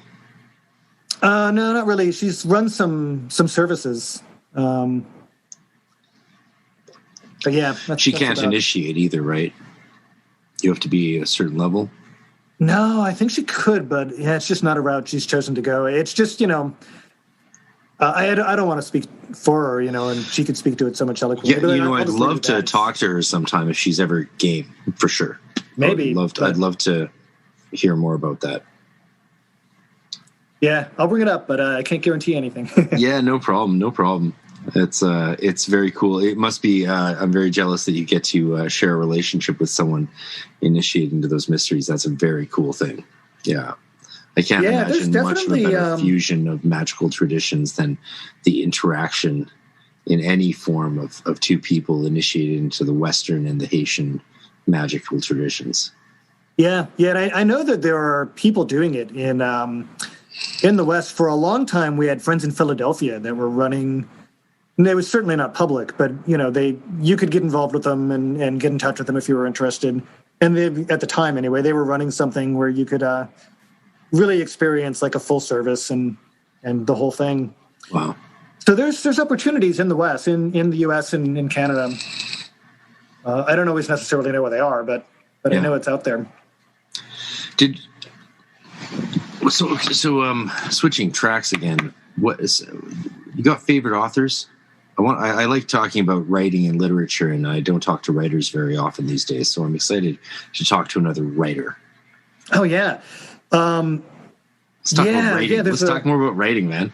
Okay, I'm totally down. Yeah, I've got a bunch of stuff. So the first writer I'd recommend is Justin Isis. He was also I liked his podcast. By Ryan. Yeah, I really like. He and I have chatted. We're going to talk soon. Yeah, I read his first book, which is called "I Wonder What Human Flesh Tastes Like," and I thought, wow! As before I knew him, I thought this guy's invented a new kind of literature. Wow! And then I read a second book, "Welcome to the Arms Race." And I was like, what? He did it again. Because the two books are really different, but they're both completely, they both have things in them that have not been done before. And you could imagine a whole kind of movement arising out of it. He's a good writer. He's a fantastic writer. He's one of the people behind Neo-Decadence. Mm-hmm. He just wrote a book. And he's an OTO guy living in Japan. True. That's true. He is, yeah. For those of you who don't know, check out Justin Isis's interview on Praxis Behind the Obscure. Right? That's the one. I just finished a book by Brendan Connell. It's called The Galaxy Club, published on Chormu Press. And I cannot recommend that book more. It's just amazing. Everything that Brendan Connell's written is incredibly good. He wrote another book called Clark, which I think should be super popular, but it's hard for anything in the small press to get anything other than obscurity. But he's really good. Quentin S. Crisp, not to be confused with the Quentin Crisp that wrote The Naked Civil Servant. The Quentin S. Crisp is incredibly good. He's a writer from the UK. And just to name one more kind of obscure writer, there's a guy named Adam S. Cantwell. S is an initial, Adam S. Cantwell. He's in New York. His work is a lot harder to get. He hasn't really published in paperback. It's all these usually in kind of limited edition hardback books. And I don't even know if he's interested in publishing in a more accessible format. But his work is among the best I've ever read. Just wow, incredibly mysterious, incredibly unique. Adam S. Cantwell. Yeah, he has really, really good stuff. He has a new book coming out on Mount Abraxas, I think this year, called Urks Canucks.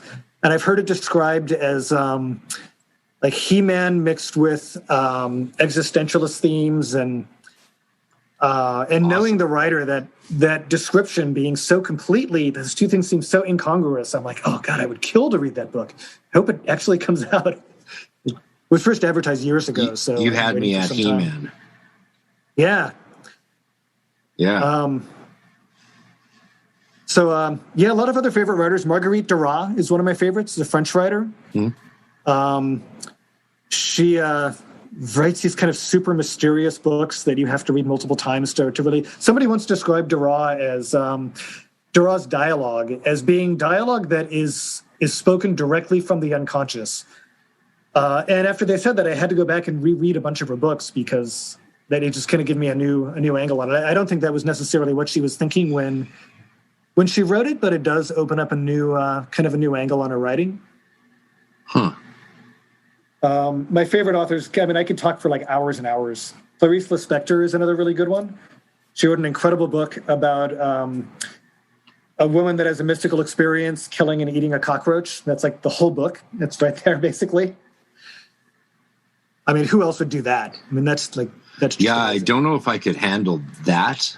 But It's not that gruesome, really. No. That's the thing. It's more mystical than gruesome. I recommend it. It's called The Passion According to G.H. Okay. It's like okay. I think the housemaid accidentally killed the cockroach, and she opens up the cupboard and finds it and launches her into this big mystical thing. It's like 100% unique. Nobody else has ever done that before or since. Hey, no one I've ever asked has actually read this book. Have you read Flicker by Theodore Roszak? No, that doesn't sound familiar. Oh my God. It's like the one book that I think that no one's read, but everyone needs to read. A buddy, when I was living in Ireland, told me to read it, and I missed my train stop through Germany because I couldn't put it down, and I had to take 2 flights to like get to where I was going because I got so lost in this 1,000-page book.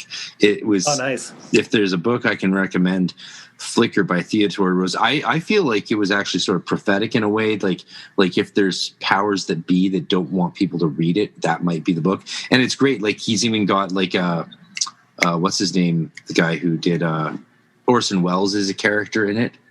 Oh, interesting. And it's about like the development of cinema, but it goes into the film rates of like how many film images have to be seen per second, and then it ties that into the Knights Templars. But it's a mystery adventure that ends in the most shocking way you would ever hope or fear it would end. It's just great. If I can recommend one book, and I therefore have to ask if there's a book you would recommend above all that I should read. Oh, geez, I have no idea. I would have to think of it for a while. All right, if you can think of a book that I should read, let me know. Yeah, let's see. I'm still playing catch up on all the occult literature I missed in the last 10 years while I was busy playing Irish music. So I'm behind on the popular occult writers like Leach and Chassan and Miller and Stavish and all of those people, and I'm trying to play a bit of catch up, and not to mention Skinner and Peterson, but they're more resources than writers, right? Have you read much Skinner and Peterson? Peterson. I've read a lot of Skinner. Peterson? Yeah. Joseph Peterson? Is that what his name is? Yeah. I'm trying to think. What did he write? That sounds familiar. He's the one doing, like, he's sort of parallel to Dr. Skinner. He's Dr. Joseph Peterson, and he's got the 5 books of John Dee, and okay. They both do a lot of the some same. of those on my shelf. Yeah, they both do a lot of the same translations, I think, just differently, and therefore giving us some variety and counter critiques across the two of them. So, yeah. Yeah, I hadn't mentioned occult books. If I was going to recommend an occult book, I would recommend something by Henri Corbin. Probably, this might be my favorite occult book. It's more of a mystical book than an occult book. Probably Temple and Contemplation. Henri Corbin, you said it like Francais, oui? I know. I used to say Henry Corbin, and then I heard somebody pronounce it in the French way. I still say Henry Corbin because otherwise people don't know who I'm talking about. You know? I can't even really pronounce the first syllable in his first name. It seems like you have to be French to pronounce it. Henri. And then there's the French Canadians, so we're like Henri Corbin. Right. You did better than I can. Temple and Contemplation is very good.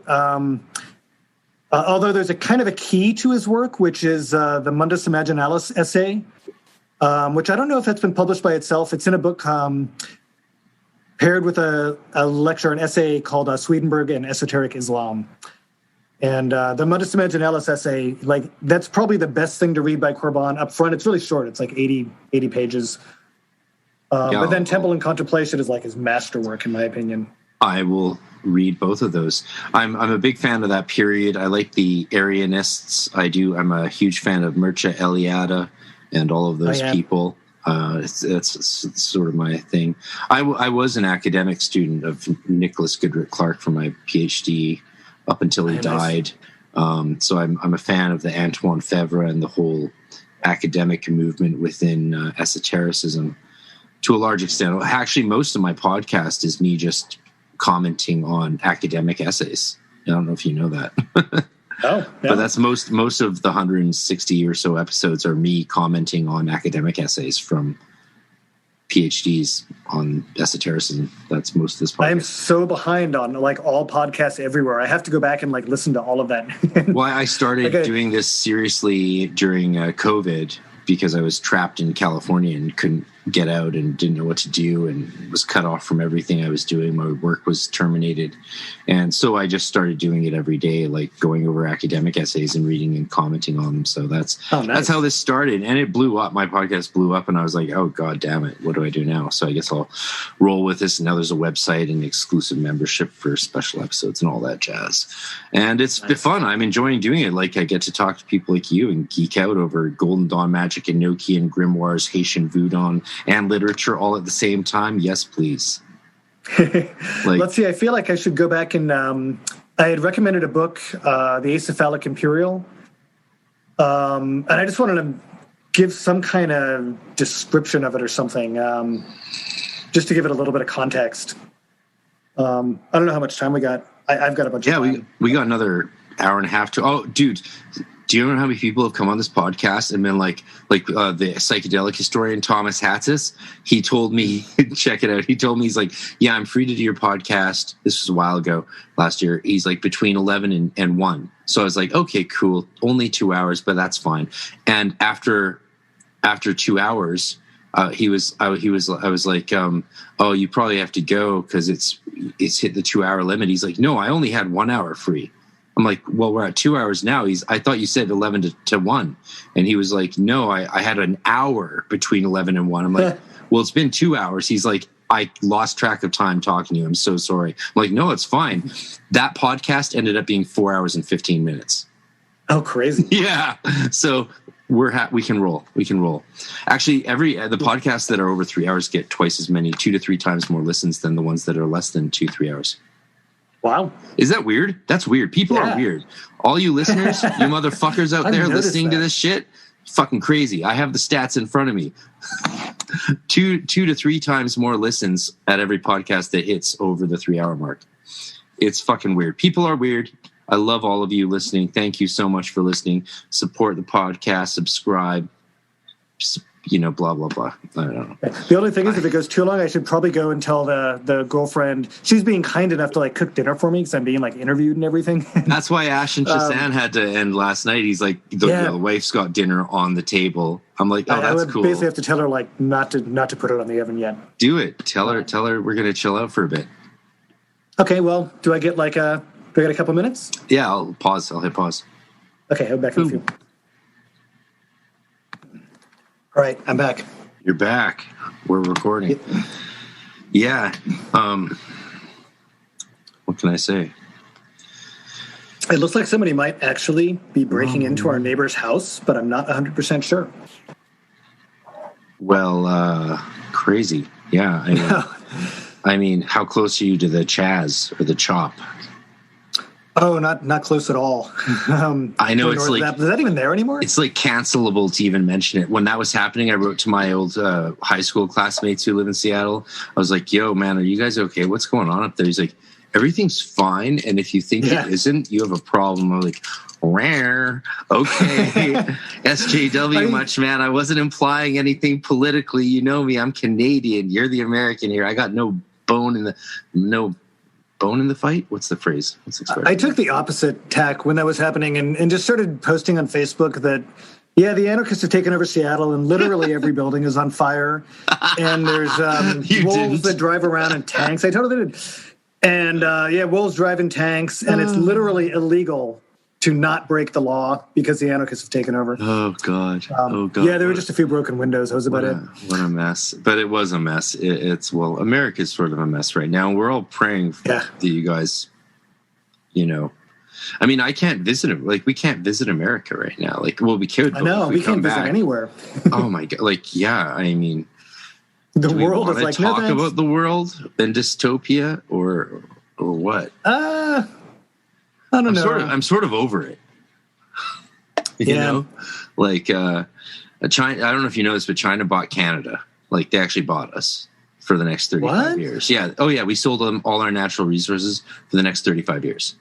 I had no idea. Oh, yeah. And Vancouver's, like, been bought for a long time before that now, which is, like, I've been, like, a huge fan of Asian culture since I was a wee kid, right? So like I don't have like I sort of love it, but I am aware of the problems arising from a foreign country owning our country, because like, you know, they spiked our rents, they artificially inflated our rents by buying like 70% of our domicile buildings and residencies and not letting anyone live in them. About that. Yeah. So my rent went from 2010 to I lived in the same place, and they threw us all out. They mass renovated everyone I knew. Wow. And then when we tried to move back in, they had raised our rent from $1,000 to like $6,000. So we couldn't go in, and then they were only renting it to Asians. And it's like, okay, this is a problem. Like that's an actual problem, right? Because like we can't find anywhere to live, and it's not the people doing this; it's the government. This is the Chinese government, and that's just a problem. I don't know what the solution is, but like most of us know, it's too late. Like I think a lot of me and my friends are like the battle's already over, and so let's do some DMT and chill out. Like I don't know what else to say, man. I don't want to be complacent, but I also don't want to be like, I don't want to be banging my head against a wall. You know, life's too short. Life's totally too short, and I have all this cool stuff I can do in the privacy of my own home inside a ritual circle. So it's like, but at the same time, I don't want to just go quietly into that dark night.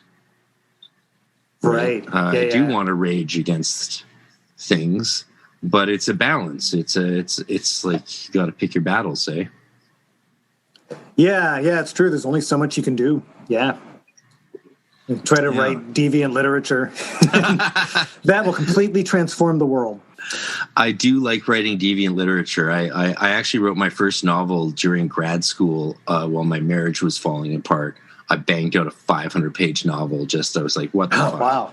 Yeah, right? I was like, well, if I'm going to do it, I'm going to do it. Yeah, so I wrote between September and January, February, while my marriage was falling apart, while I was doing like 23 credit hours in grad school, in seminary, actually. And I just banged it out. I just like ejaculated it into existence. And I've never read it. One friend of mine read it, and now it's part of my stolen library that's gone from me, hence the question about that demon who might help me get my shit back. Well, I think every writer has, like stuff that they never want to. Like I have a novel I wrote that I would never, ever even dream of publishing. I think you have to have that. Like you do.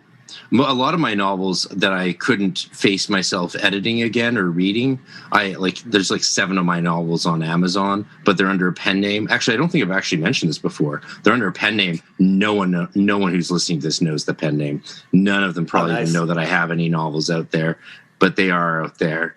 That's awesome. And if you were really clever, you might find them because there's like a subtle hint in the name to Frater RC, and I won't say more because you shouldn't read them.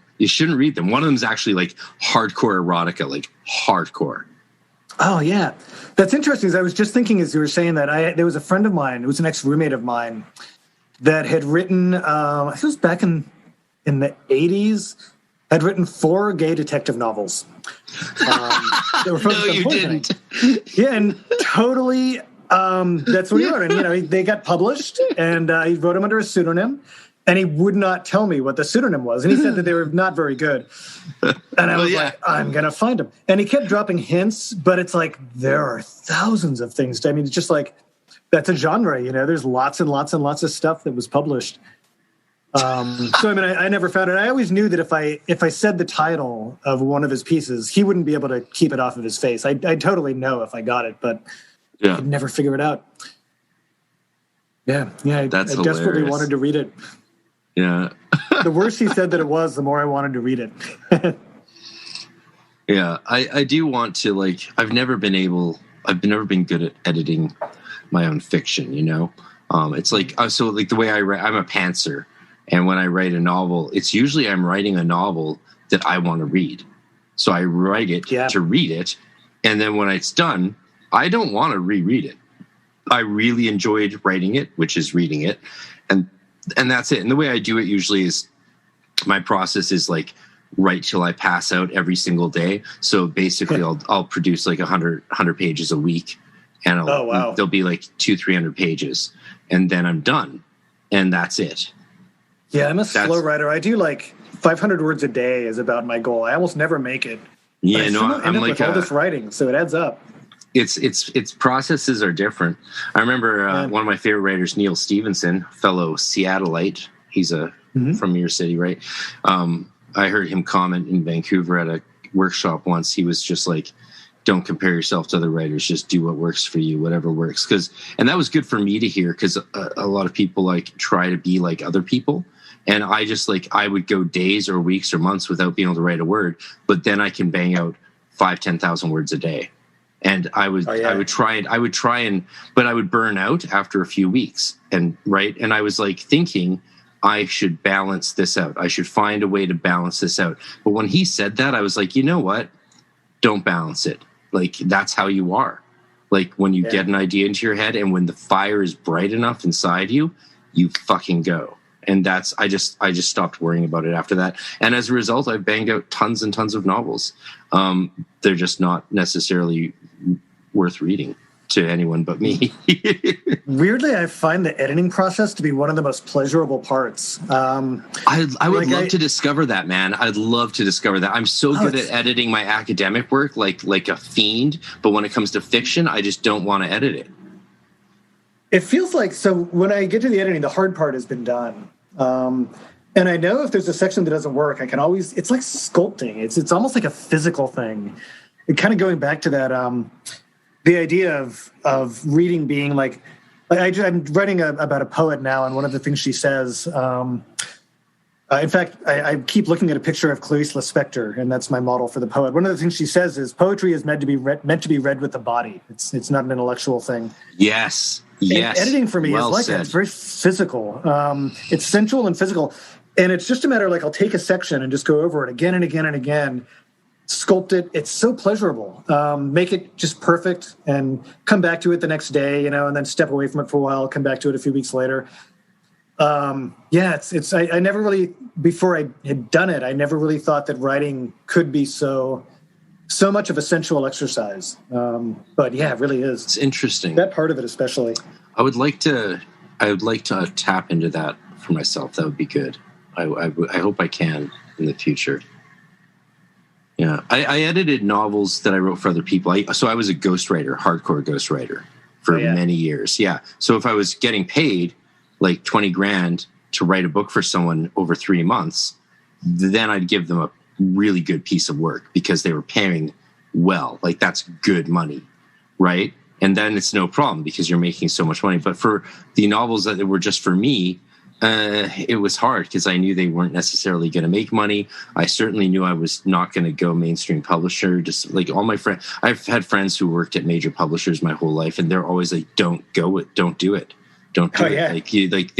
You don't realize like the average book from a mainstream publisher sells 440 copies a year, and you get $1. God, I wish my book sold that much. But you only get $1. Maybe I'll go to... You can't spend 6 months writing something or that only makes you $400 a year.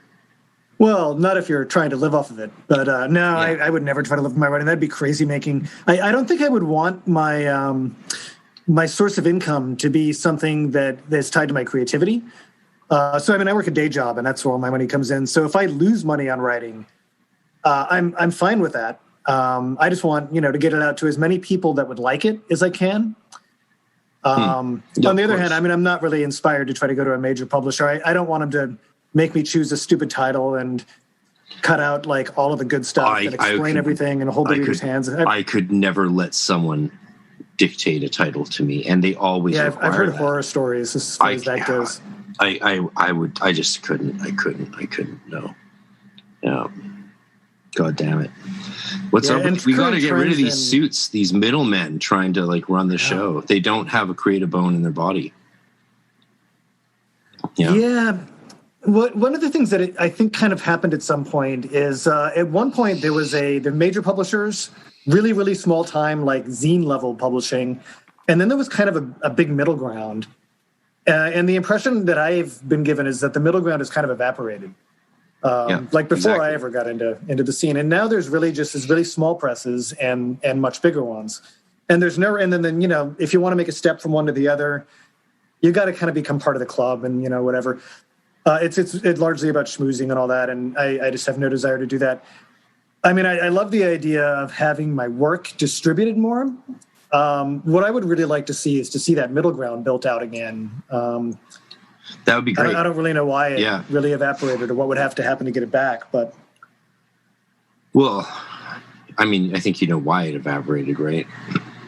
Well, probably something to do with money and corporate. Yeah, greed, right. Like the corporate. So the major 5 publishers, they're just 6 publishers. They're basically playing roulette. They buy all these books, publish a bunch of them, and hope some of them hit the jackpot. But they're not in for the long run, and they're just looking for those flash in the pans, and that's where they make all their money. So if you're not one of the flash in the pans, they forget you, and they're contractually obligated to stop promoting your book after 3 months because they're contractually obligated to promote the next author's books coming down the pipe. So after 3 months, you're fucked. And even getting copies of your own book can be a problem. They won't even support you on book tours, even if you fund them yourselves. It'll be like pulling teeth. It's like in the music business, which I know a lot more about actually than publishing. It's like you want to stay independent because otherwise you're basically it's a crapshoot. Yeah, I've seen horror stories kind of unfold with some of the major occult publishing houses. Really? Where they change the title, they change the cover, they cut out half the text, and then they let your book go out of print, but they have rights for X number of years, which means that you have to languish in obscurity. You can't even reprint your work, which is nightmarish. You know examples of that happening? Yeah, but I probably shouldn't say them in cool. Any kind of public forum. Yeah, it's happened to some friends of mine, actually. No one's listening to us talk, man. No one's listening to this. No, I'm joking. Thousands of people listen to this. It's stupid. Don't even think about how many people are going to listen to this conversation. I couldn't. I actually was so nervous to talk to Ash and Chasan last night that I had a couple tokes of weed before, and it hit me so hard because I don't smoke weed hardly much anymore. Like I buy like a gram a week, literally a gram a week max. So about, which is not much. That's very little. Like there was a couple of years of my life I think I could go through a quarter in a day, but and I'm not a weed smoker, so I think I still did a good job in the interview, but I was nervous because he's Ashton Chasan and I have a lot of respect for the guy, and he blew me away more than I expected him to blow me away. Oh yeah. You know what I mean? So hopefully do that. The fact that I made him laugh a few times was my success, and that's what's great. He's already got more listens than any other podcast I've ever done because it's fucking Ash and Chasan, let's face it, right? Yeah. Seriously. Yeah, I mean, I've got Skinner later this month. Oh, nice. Yeah, I have no problem with doing Grimoire. a podcast or an interview that hardly anybody will listen to. I mean, I put out books that only 100 people read. So I literally the hardcover books that I put out with a lot of the small presses are so limited that, I mean, there'll be 80 to 120 copies. Literally not that many people can read them. You can make more money actually even doing it that way. Plus you're producing a much more beautiful book. And that's the reason why they're so limited. It would just be too expensive to print more of them. The people that print them, they don't make a lot of money off them. They kind of barely come out above even. So they print as many as they can, and that's what they do.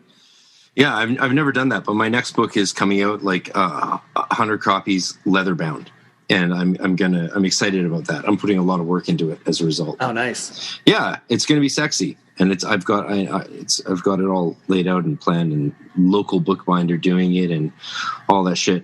I'm holding off on the main book that I'm putting out, which is on the Tea Party, which is a band you might probably have not heard of, but no. Anyway, that's going to be a big deal, but I'm holding off on that for legal reasons, shall we say, tax reasons. I don't know, who knows, but yeah, that's it's exciting being a writer, isn't it? Isn't it just exciting to be a writer? For those people, I know there's a lot of people who listen to this podcast that want to get into the kind of stuff that you and I specifically do, and I'd like this podcast to encourage people to do the kinds of stuff that I do and that my guests do, because the barrier for entry, I think a lot of people are living lives of quiet desperation, for lack of a better phrase. I mean, that's a great phrase, right?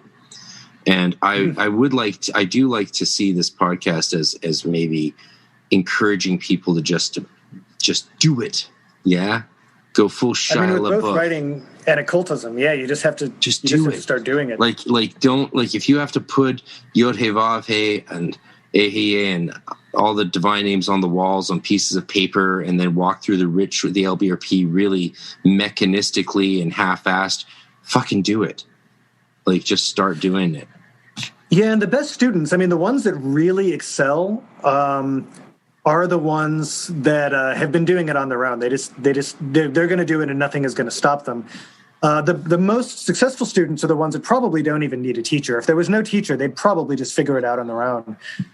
That said, there's always the dictum that, like, well, you can judge a teacher by the success of their students, which I think is not true. I think in a way it's kind of the opposite. I wouldn't want to say absolutely the opposite. But as a teacher, the people that I feel like I've been able to help the most are the people that absolutely could not figure out how to do it on their own. And they may never be like the most successful occultist, but at least they're going to get something out of it. And by teaching them, you allow them to have experiences and tap into the mysteries in a way that they would never otherwise get to do. The people that just absolutely don't get it, that's where I think it's the most unglamorous aspect of teaching, and definitely not the most fun. Although it's also, when you have a student like that and you really go through that level of work with them, and you really bring them through their difficulties, you form an intense bond with them, and that's really rewarding. But the hundreds of hours I put in sometimes to an individual student when I was running Temple Tahuti in the latter days, I know a lot of them didn't continue on to become great magicians or anyone of note, but that was never on my mind. All that was on my mind is, can I teach this person how to work with tatwas? Can I teach them? What's the next step? Can I get them into this ritual, and really even beyond just can I help them learn these ritual techniques? Can I get them in touch with their true self, with that spark of the divine? Can I help them have life and life abundant, as it says in the Bible, right? Sometimes it's as simple as, like, can you get them to experience, like, the forces of nature, the elemental forces? Yes. A lot of people, they're not psychically open at all when they first get into this, and it's so hard for them to really just connect to it. Other people, they're like psychically open from day one, and they just go right into it. But sometimes just getting somebody into that basic of a level of experience, it's revelatory for them, because they, I've worked with some people that have been studying occultism all their life, but had never been able to make it work, or just never had the temerity to get up and start doing it. And when you get them into even just the basic steps, it's a major thing. The people I always found who had the most trouble were the ones who were less content to focus on the basics. Oh yeah, it totally makes sense. Have you noticed that? Yeah, you have to work with it very patiently. What I always say is, if people aren't excited by just doing their basic elemental invocations, unless they've already been doing it for years, and then they're ready to go on to something else, obviously. But if somebody's just starting out and they really get that elemental hit, if that's not exciting, then the whole thing is really not for them. Even the initial exercises should be exciting, and especially when the juices really start flowing and you start getting occult forces, you start really able to tap into them. And then even more so when you start getting into the visionary work. If that's not something that in and of itself is worth all of the work, then you've got to kind of question, what's the person really in it for? Absolutely. And how excited are they going to be even with the advanced stuff? Is it just a sensationalism thing? Like one of my buddies who went through the 7=4 initiation, which is not done by most orders, right? He went through that with Frater Yeshi, the head of his order, when he was in it. But I know that guy. Yep. And now, a word from our sponsors. For National Nurses Week, Fortis is honoring the millions of nursing professionals in our community, caring for loved ones. More so today, the need for nurses is vital, and Fortis College and Institutes recruits people like you to train to become a nurse. Do you want to be a nurse? Start your essential career in nursing with a Fortis education. Just visit fortis.edu to learn about hybrid instruction and online enrollment. Then talk to Fortis by dialing #250, keyword nursing school. Look, staying healthy isn't easy. Watching your diet, hitting the gym, avoiding stress. but a good night's rest helps boost your overall health and wellness. And it couldn't be easier. The new Sleep Number 360 Smart Bed is the only bed that effortlessly adjusts and responds to both of you. The result? You wake up ready for anything. Proven quality sleep is life-changing sleep. Save up to $1,200 on select Sleep Number 360 smart beds and adjustable bases, plus special financing, only for a limited time. Special financing subject to credit approval. Minimum monthly payments required. See store for details. While we cannot control whether any ads get put in the spots allocated, we thank you for listening to those that do, since they help keep this project alive. You can also get ad-free content and bonus content and videos and a private webpage by subscribing exclusively to MAGICwithoutFears.com for only a couple dollars a week, or $6 a month, or $50 for the year. It helps a lot, plus you get emails about other exclusive things. Thank you very much. Damn it. You've just created the first moment on my podcast where I'm going to have to bleep something. Oh my God. Oh, damn. Am I not supposed to out? I'm sorry. Totally bleep that. Yeah. So he and I are friends. Like, we go to the same weddings of our mutual friends, and I know him very well. I didn't realize that he wasn't like well known under his name. I totally apologize. He's a banker, right? And oh God. I didn't even know. I'm going to have to bleep that. And now I'm going to have to bleep all this. Oh my God. Bleep, you really only have to bleep the part where I said his name. Exactly, but oh my God, you did it. He's a good person though. I've talked to him quite a bit about autism and he's my homie. You know, we hang out at Big Bad John's in Victoria and have drinks and talk shit, and I love him very much. But anyway, this other guy who he actually put a couple of his students through the 6.5 and 7.4, and one of the guys, this guy, he's on Instagram. I shouldn't. Now you've got me all concerned about what I should say and shouldn't say. I'm flustered. Anyway, so my buddy who went through the 7.4 initiation and 6.5, which is really cool. Like, to me, that's just really cool. I'm not saying that to build them up or anything. I'm just saying, like, not many of us adepts are in orders that do those initiations. Like, that wasn't even an option in the Morning Star or in Golden Dawn International or Temple 2, that we didn't do that. We didn't believe in grades beyond 5-6, except for like honorary. You know, like when I was the head of the Golden Dawn in Canada, I was an honorary 7.4, right? I was honorarily the chief adept, but I hadn't gone through those initiations because we didn't do Stella Matutina stuff. We intentionally tried to stick with more Alpha and Omega stuff. Blah blah blah. Anyway, but my buddy, he went through the 7.4 and all this stuff, and he always points out to me, he's like, man, most of adept work is scrying. It's like not that glamorous. And I was talking to him, I was like, well, what's your favorite way of scrying? Do you use this tool? Do you use a mirror or a crystal ball or a copper bowl with water? He's like, I don't use shit for scrying. I was like, that's like me. I don't either. I was like, yeah. Then I was like, oh shit, I'm so used to talking to less experienced people. It's like, of course you don't. And like, I don't. Like when I work with crystal balls or black mirrors or crystal or water bowls, it's almost a gimmick. It's like a little spice. It's like it's like bringing a toy into sex play, you know? It's like fun, but not necessary at all. Sex is just as good without any toys. You just need two naked bodies, right? Well, the thing about scrying is that I find that the idea of looking into something and seeing something is not nearly as exciting to me as just closing my eyes and going into it. Because when you do that, it's immersive. You know, you're talking like a real adept. That's what adepthood should mean. Yeah, it's like, do you want to see this little movie on a little mirror, or do you want to like be in the movie? It's like I want to be in the movie. And that was something I almost wanted to get into with Ashton Chassan, because he's such a fan of this Tritemius method of drawing spirits into crystals, and a lot of people are into the tools, and I don't want to poo-poo that, you know, at all. But I wonder sometimes if these grimoire people are a little too bound to their tools, and like, you know, I wonder sometimes, and I want to say this with as much humility as I can, like I wonder sometimes if they're over complexifying something that could be a lot simpler, but at the same time, if you simplify it too much, you get people who are just sometimes a little wishy-washy, and next thing you know, they're full-on natural psychic astral junkie, just like spouting off every feeling and thought that comes into their head without any testing. Yeah. Or trial, you know? That's where kind of a rigid, militant, scout-like training period comes in really handy.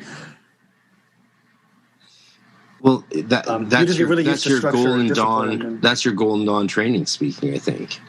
It totally is. Yeah, you're an initiate of a rigorous system, and I know there's points. I wish I'd made some notes when I listened to your podcast with the Practice of the Obscure, because there was points where I was like, I should be taking notes on what I'm going to ask you, but at the same time, I also wanted to just enjoy the conversation. You know, it was an immersive conversation, but.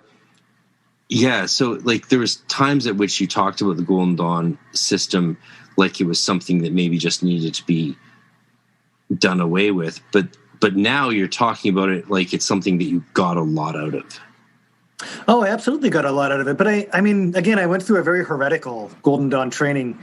Say more about why it's heretical. Well, as I said, the in order was moved into the out order. My teachers had created That's not heresy. System. That's not heresy. That's just normal development. Oh, I only call it heresy because, a lot of the time you'll talk to people that are in the Golden Dawn about that kind of thing, and they'll say, well, that's not Golden Dawn. And I'll say, well, you're correct. It's not. And, well, yes, it's RAC. So did you go through a 5-6? No. In fact, the teachers that I had never did anything other than the neophyte initiation. Oh, that's right. You mentioned that. Even the elemental initiations until I got involved with another temple that was based on the OSOGD, and we did all the elemental initiations. That was Wells. Temple of Light and Darkness was what it was called. Yeah, I was just living near there, right in Santa Rosa. He was there. What's the name? They're a bunch of lawyers, like Silicon Valley guys, right? You mean the OSOGD people? The open source, yeah. Sam Webster was the Webster, guy. Not Wells. Webster, Yeah. Webster, yeah. We weren't officially affiliated with them or anything, but we were using their template. And then as initiation went, as we went from initiation to initiation, we changed it. We ended up kind of changing it back to the Golden Dawn style. And then when I started my own temple, I just started using the straight up Golden Dawn initiations. Vis-a-vis Zaleski. Exactly. Yeah. So my old roommate from Temple Tahuti, he runs Zaleski's order. Oh, does he really? Yeah. Yeah, I haven't even been following all of the different temples and stuff. Yeah. Yeah, there's a lot of them out there now. So, yeah, I mean, you certainly don't have to, having a very structured and very self-disciplined training period, it certainly isn't specific to the Golden Dawn. I mean, I think, you could work with the Grimoires and have that. In fact, if you look at Peter Carroll's first book, I guess his second, it's either Liber Null or Psychonaut, I don't remember. And so long. I love Chaos Magic, man. I love Chaos Magic. Yeah, I was into it a lot when I was younger. But he outlined a fairly rigorous self-training system that works along much the same lines. It gives you structure. It's systematic enough to make sure that you work with everything. But yeah, I benefited from that tremendously. That very structured, very regimented system, and it. Just working every day like that on these elemental and planetary rituals. At this point, I mean, it's extremely easy for me to get into the temple headspace with just from anywhere, just with no thought, just because I did it every day for so long. There's just a lot of benefits that come from that. Yeah, like the buddy I was referring to, the 7-4 guy. He likes to hammer on the point like that Golden Dawn is really the only. He says it's the only empirical training system for magic. And I like to think of it as empirical-ish. Empirical-ish. Yeah, it's still magic, how? right? Yeah, right? No, I know, exactly. But I knew what he meant when he said it that way, right? But he then also was like, he thinks that Tatwas should be introduced in Neophyte. And because scrying is the main thing, especially in inner order work. And I was like, wow, I've never heard anyone say that Tatwas and scrying should be introduced in Neophyte, but I think I might agree with you. And I thought about it for a few months, and now I do agree with him. I'm like, I think, what if in Neophyte you scry all the 5 basic tatwas, and then in each of the elemental grades you scry the sub-elements of all of those elemental tatwas per the grade? That sort of has an elegance to it systematically, doesn't it? Well, you have to learn how to scry first, though. Yeah, right. Well, which and is a whole normally, thing like in the way I itself, was I mean. trained, so the way I was trained, you didn't even learn to scry till practicus. No, I didn't get to the point where I could even really do it until I could kind of do it, but I worked almost entirely with forces, with invoking the elements and the planets and the zodiacal signs and invoking deities and stuff like that. In my astral sight, it was kind of half there. It didn't really click until a certain point. I'd been doing it for about 10 years, and it was like when I first got into occultism. It just flicked on like a light switch. There were things that I did to make that happen. I was working with the Enochian system and specifically with some water spirits, and there was this whole drama that played out around it involving a Mormon friend of mine that turned into my seer. It was interesting. But awesome. When the floodgates opened, they opened with a holy vengeance, and that was about 20 years ago. And now doing visionary work is just like the most normal thing. It just became, I just dove into it with reckless abandon. It just became, the new level to work with. Okay, how old and then are you? later there was another level that. Can I ask how old you are? How old are you? 48. Jesus, I had the impression that you were like 28 or 30. Really? Or something. Yeah. My voice was a lot more booming when I was that young. I feel like. You're 48? Oh, yeah. Jesus, I don't know why I thought you were a young pup. Well, it just shows how it shows how timeless you become once you discover the Philosopher's Stone. I think I'm kind of in better shape now than I was when I was 28. I keep getting younger every year. Yeah. I feel younger than I did when I was 28. But then 28, that's also the beginning of the Saturn return. You're supposed to feel old for a little while when you're between 28 and 30, and then you kind of get over that, if all goes well. I just turned 40 on January 31st. Yeah, that's young. I mean, it's a brave new world. My dad is like 72. He's like Indiana Jones. If I look as good as my dad when I'm 50, I'm going to be just amazed. Like he's just like incredibly in good shape. Yeah, my dad's 68, no gray hairs, and a full head of hair, and I'm bald. So like, fuck that I'm guy. totally bald, yeah. But he's never had a smoke or a drink of anything or done anything in his life except transcendental meditation, nonstop. Oh yeah, that'll totally do it though. He's also I just get the impression a piece of shit. Oh really? On the other end of this, yeah, he's like I mean that literally, like a dick. Literally, he's a dick. So he's hardcore. Yeah, like you know what I mean? Like legit terrible person. I love him very much. It's a good thing that this isn't a live radio show with questions, because you get a caller and be your dad disguising his voice. Dude, what else do you think about your dad? How would you like to not have any inheritance? He and I were texting frequently and having a nice conversation, sending each other pictures of the full moon up until COVID. And then he stopped responding to me.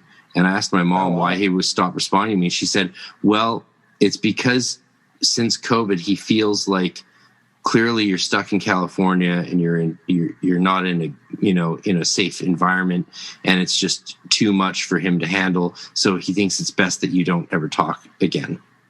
Oh man, that's unfortunate. That's a dick, right? That's a dick. Like, that's what you call a dick.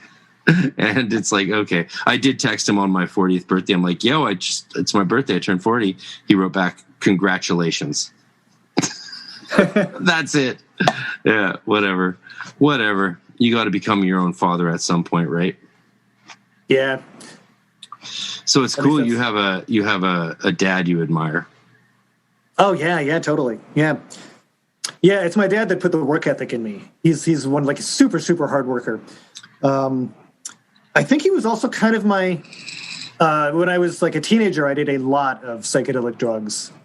And I was aware that my dad had done that as well. So you were mentioning that the psychedelics, sort of like Ryan as well on Praxis Behind the Obscure. Your entrance into magic was in some ways sort of through psychedelics. Yeah. Do you think that's why you avoid using psychedelics in ritual work, because it's too much of a throwback to that other time?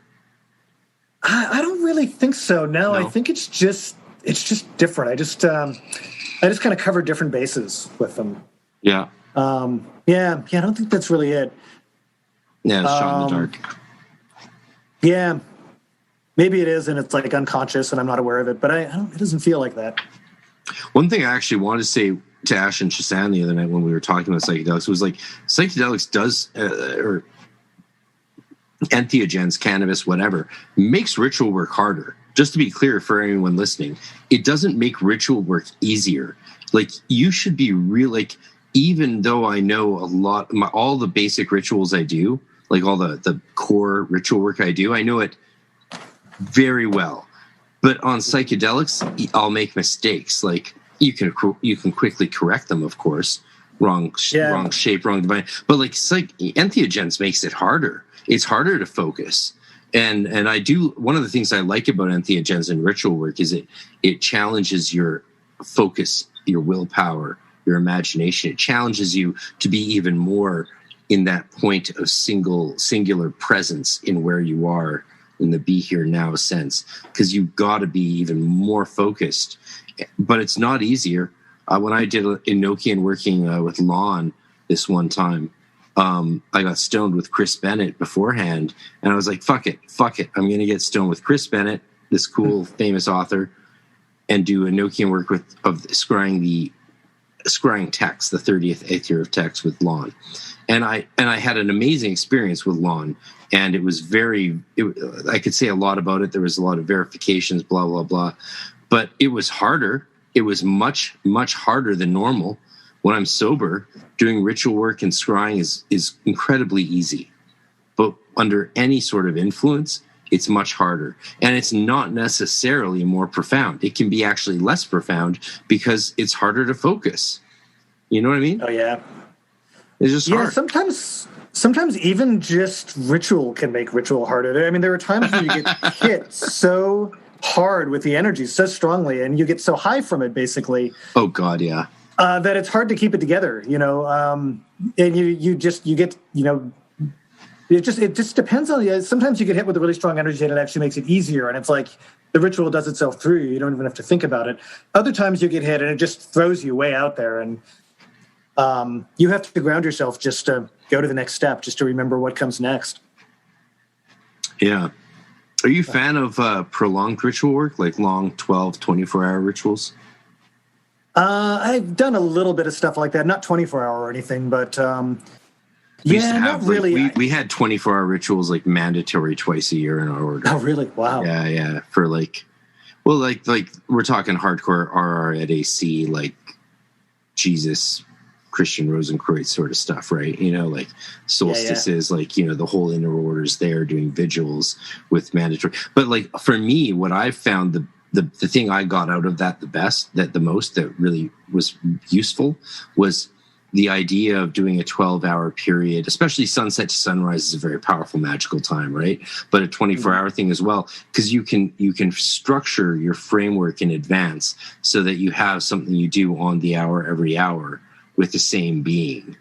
And sure. Then you have some contemplation, some study time, whether you're reading the Gospels or scrying a series of 24 hours. You could do you could do all the major arcana easily, and then you could open with something for the first hour, then for the next 22 you could do every tarot card, and then close up for the 24th hour with something, a closing thing. That actually just popped into my head. But you can do those sort of things and then have a bit of leeway with other magicians who are doing the ritual with you to talk, contemplate, diarying it, of course, can take easy 30 minutes to diary a 10-minute experience. So I do think there's a lot to be said, but doing it all the time, of course, is not feasible. But I do like the intense long ritual work. I was initiated into do you know Nineveh Shadrach?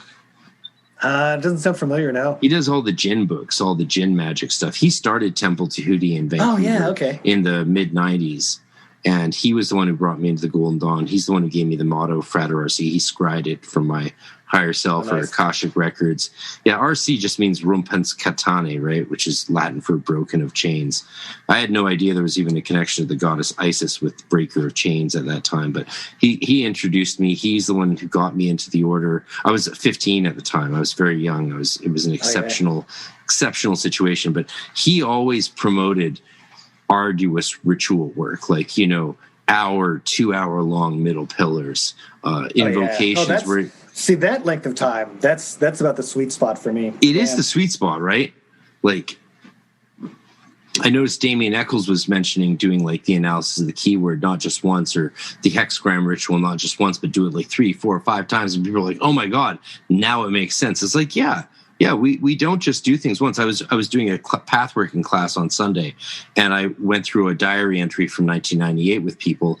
And at the end of the diary entry, after doing a pathworking of one of the, I think Sadi or Kof, I read out that I said that I did the final release. But then I noted that it said ×3. That's interesting, right? It's like, okay, for some reason, and I guarantee you very rarely have I ever repeated a final release. But at that instance, I did a final release, apparently, 3 times in a row.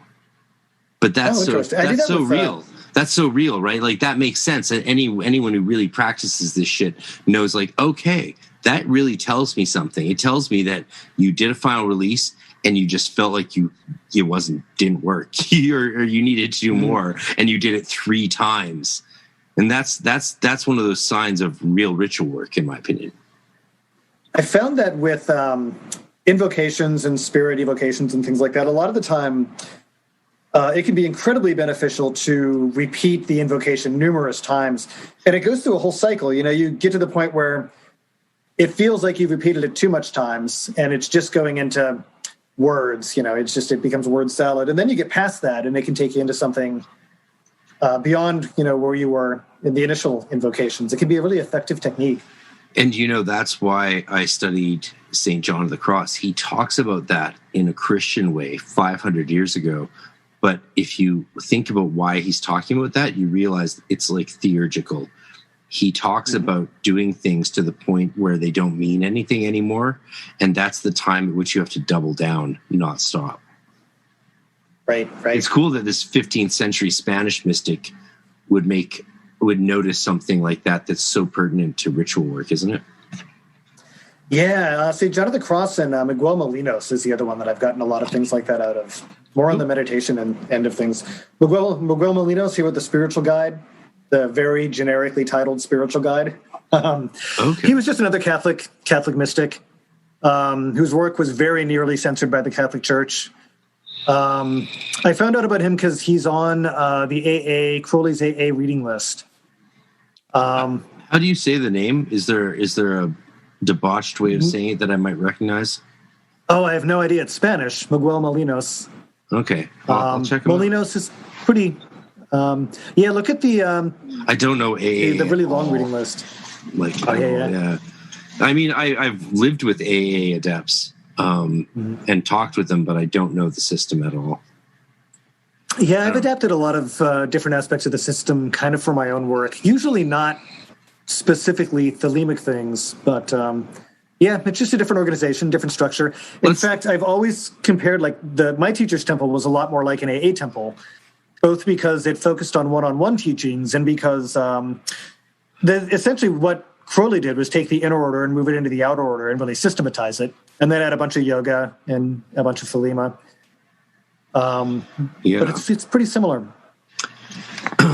I've heard that there's an opinion these days that AA is for serious magicians and Golden Dawn is for flaky magicians. And when I heard that recently, it was in the last couple of years, I was shocked. I was stunned because I've never actually met an AA adept that knows their shit at all. And I'm going to say somebody in the AA probably said that. Probably not somebody in the... No, it was someone not in the AA.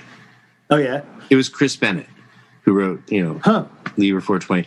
And I was talking, we were in the car, and I was like, blah, blah, blah. He was like, blah, blah, blah. I was like, well, that's AA, they're not really, you don't think they're really that serious, do you? He's like, I think they're the most serious. I was like, really? He's like, yeah, he said to me, I always took it that Golden Dawn was more like sort of fuddy-duddy and AA was where it really happens. I was like, I would love to agree with you, but in all my experiences of meeting AA adepts, they don't even know Hebrew. They don't know correspondences. They can't pass a test to save their life. And they don't even know the history of the ritual work. And when they do it, it's like and I'm not trying to shit on AA adepts, even as it sounds like I am, because I know there's a lot of amazing human beings out there in the AA doing amazing ritual work. Like, that's the thing, right? And if anyone listening is a hardcore AA adept, let's talk. But I just found that, like, you know, the one-on-one method, they have this one-on-one method. Like, when I was living in a OTO Oasis run by AA adepts in Belfast, like, they were asking me to teach because they didn't know any of the stuff I knew, not any of it. They had a basic idea of some of the stuff, but they had never even really had a good class on the LBRP. So they were like, please teach us everything you know and teach our OTO members. And I was like, weird. I thought you guys knew all this shit. They're like, no, we're a religion. We're not like the Golden Dawn. And I was like, I really was impressed by their humility. I was really impressed by their, like, because that's some, like, these Irish dudes were fucking awesome. I loved the Belfast OTO people I was living with. I was living there because I moved in with my girlfriend and she lived in a mansion and they were all together, right? And I was like, I had a great time with them because they were really cool dudes. And we would all talk about Celtic myths and stay up late in the night smoking cigarettes and reading from Cuchulainn and the other Ulster cycles of Irish gods. And we had a great time, right? But I was very surprised they didn't have a solid basis of all the ritual work from Golden Dawn, therefore Aleister Crowley. And they didn't. And they were like, because it's not what we're about.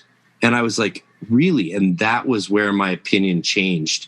And I realized maybe Temple Tahuti, all those years I was in the Golden Dawn, should have let OTO people in, because these are just human beings, just regular human beings. We're all just human beings wanting to do cool magic and learn good magic. And we were saying no to them because we thought they were part of this competing magical order, but they weren't. They were just other fucking flesh and blood humans who would have loved to have been part of a rigorous magical college, even though they liked Aleister Crowley and were Thelemites. And I really had this tremendous, overwhelming sense of regret that I didn't know this back then, 10 years earlier, when maybe we could have let hundreds and hundreds of OTO people join our order and teach them cool magic and do it rigorously in a rigorous environment. But we didn't because they were OTO.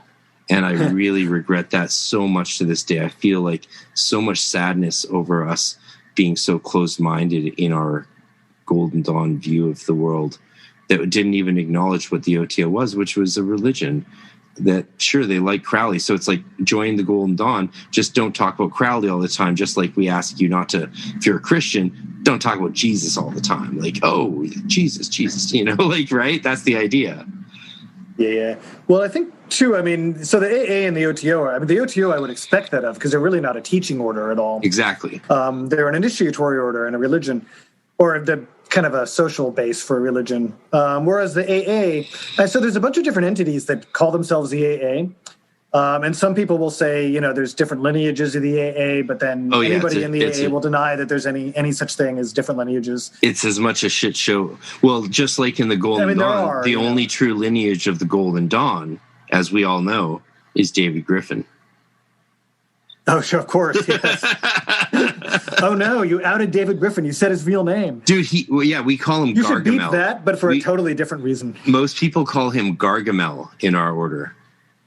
In the Golden Dawn. We call him Gargamel, and we call Zinc Voldemort. Yeah. So, but you know, Gargamel, David Griffin, actually broke into my home into Temple Tahuti while we were in the middle of a neophyte initiation. He broke in through the front door. That could possibly be even more insane than the other things I've heard about. Wow. Like, yeah. Oh, yeah, like him dressing up in Nazi uniform as a Christmas Halloween costume. Yeah. Yeah, no. Just be glad he didn't kill your dog and blame it on the anarchists. Oh, my God, did he? He told Frater Yeshi that he came into our temple, marched into the inner temple, stood on the throne of the Hierophant and cursed us, and within months we were disbanded. Which I was like, no, Yeshi, calling him Frater Yeshi, Frater yo, Yeshi. I can't believe you made me have to bleep something for the first time ever on this podcast. How dare you? Don't forget to bleep that. I feel badly about that. I didn't realize that I have, for some reason, I had it in my head that his name was totally public, but maybe it is now. But I'll text him after this and I'll find out. But like, I think he's like still a little deep because of his job. Like, you know, I'm not public. That makes sense. I'm like, if you look into me or if you listen to all the podcasts, you'll find out my name. People say it all the time on my podcast. I don't believe it.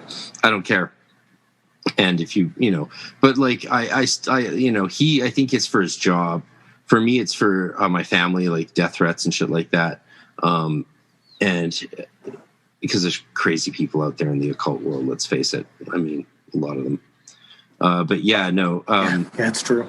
Yeah, I know. I was like, no, Yeshi, David Griffin, the reason actually was the first time I realized why we had a sentinel or a phylax.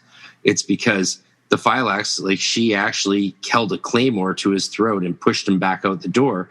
But that was after everyone in the temple had to exit and come see what the disturbance was at the front door. So he broke in, assaulted our phylax, and then told this yarn about how he came in and stood in the temple on the throne of the Hierophant. And I'm pretty sure I was the Hierophant at that initiation. I might have been the Hieros, but who knows? He's a special case. Really doing a lot of damage to the Golden Dawn name, that guy, David Griffin. And what's really sad is how many people he's roped into his order and who believe his hype. It's really, really sad. I wish there was something. I think that's one of the reasons too. I think that there has often been a kind of desire with some people to make this aspect of occultism more public and make it something that is more kind of part of popular culture. I don't think that would really be very good at all. I kind of enjoy it being very obscure. I don't think in its really potent form it could ever really appeal to a lot of people. I think that the only way to make this kind of thing appeal to a lot of people would be to really water it down. Yeah, like so many other things. Yeah, exactly. There's so many. I mean, this is so true of so many kinds of music and literature and art as well. With the kind of culture that we live in, there are certain things that are just never going to be really popular. And if you try to make it popular, it's just not going to go to a good place. Like Madonna with Kabbalah. Right. It's just, sometimes obscurity is the best form of protection. And I mean, I don't really think there's any danger of, Golden Dawn ceremonial magic becoming, or Grimoire magic, or any of that stuff becoming this huge popular thing that, at worst, there might be some really watered down version that becomes popular for a little while and then it'll promptly be forgotten again. I just watched a movie the other day, and it's opened with a girl showing a girl doing part of the LBRP. Oh, interesting. Yeah.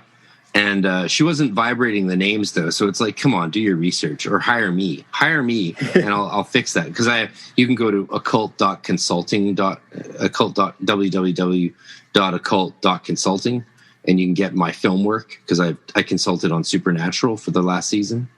And so I love doing, I think they could use more actual occultists helping them find cool ways to make their cinematic occultism more realistic or more interesting, at least more interesting, like more layered semiotically, But it was this new movie they have based on H.P. Lovecraft's story, The Colors from Space, it's really good. Color from Space, it's actually, it's really good. But it starts with her doing an LBRP, and then a guy shows up and he's like, "What are you doing?" She's like, "Blah, blah, blah." And he's like, I think she says, "I'm doing witchcraft." And he's like, "Are you doing Wicca or Alexandrian?" And she's like, "Oh, I'm impressed." Neither. I think I've read something about neither. That. Yeah. And I was just like, okay, if you had me as a consultant, just pay me $40,000 and I would have made that scene like so good. So good. Right? Like I'm sure you're right. Or you're imagining right now any number of things you could have done to make that scene a little bit better. Yeah, but I wouldn't do it. I would never want to work on something so blatant as to that's one thing I kind of feel like you've clearly never been paid film money. Film money is worth it. Maybe if I could retire and write all the time, I might actually change my mind. Dude, when someone gives you $20,000-$30,000 for 2 weeks of work, you just say yes. It'd have to be. Yeah, I don't know. You say yes. Come on, man. You say yes. Of course. I'm a stubborn motherfucker. What's your sign, man? You wouldn't believe, like Robert, Leo, Aquarius rising. Basically made it stubborn. Shit, no, I'm an Aquarius, so no wonder we're getting along, right? Leo plus Aquarius times 2. That's formula for magic. You'd at least have to pay me more than my day job. And what's your day job? It's the most boring thing you could. It's like I almost don't even want to say it. For somebody living in Seattle, it's not only the most boring thing, but it's kind of the thing that's ruined the city. Do you audit so I for feel the very IRS? bad. I'm basically no. That would be so much better. Oh my god. No, I work as in tech. I'm a programmer. Oh shit. Well, yeah. Someone needs to make money. Yeah. It's good. I like it. I enjoy it. I don't work around a lot of tech bros, which helps. I tend to, I don't know. I think because tech bros basically hate me, so that I don't ever get those interviews. And I end up working at these places that are, oh yeah, totally. So I work at places that are a little more relaxed and, I don't know, less objectionable. But I don't know. I feel like that's the most boring part of my personality, that I work as a programmer. Everything else is all like obscure and different. And then it's like, oh, but I work as a programmer in Seattle, like every other person in Seattle. Hey, you're ahead of the curve. The rest of us have to apparently learn to code. No, that's a myth. There's a whole thing about how Douglas Rushkoff wrote a book called Code or Be Coded. I like that. And that's become this kind of mystique about like, oh, you have to learn how to program. And it's like, sure, learn how to program, but it's really, there's not really all that much you can really, if I didn't know how to program and I wasn't doing it for a living, I wouldn't learn how. I just get free apps and then other people did. Yeah, I don't know. I've never really been convinced as a person that's been working in tech for about 20 years. It just doesn't convince me. I don't think the code or be coded thing. So have you heard of something called HTML? What? You made that up. I'm taking the piss. I'm just taking the piss. Yeah, my top student is a coder as well, and he actually, I think, just got out of his main thing, and he's into like crypto and stuff like that now, and crazy stuff going on. Hey, do you have any thoughts on like the whole Robinhood shit? Oh, not really. I've been kind of vaguely half watching it and seeing it as it's kind of amusing.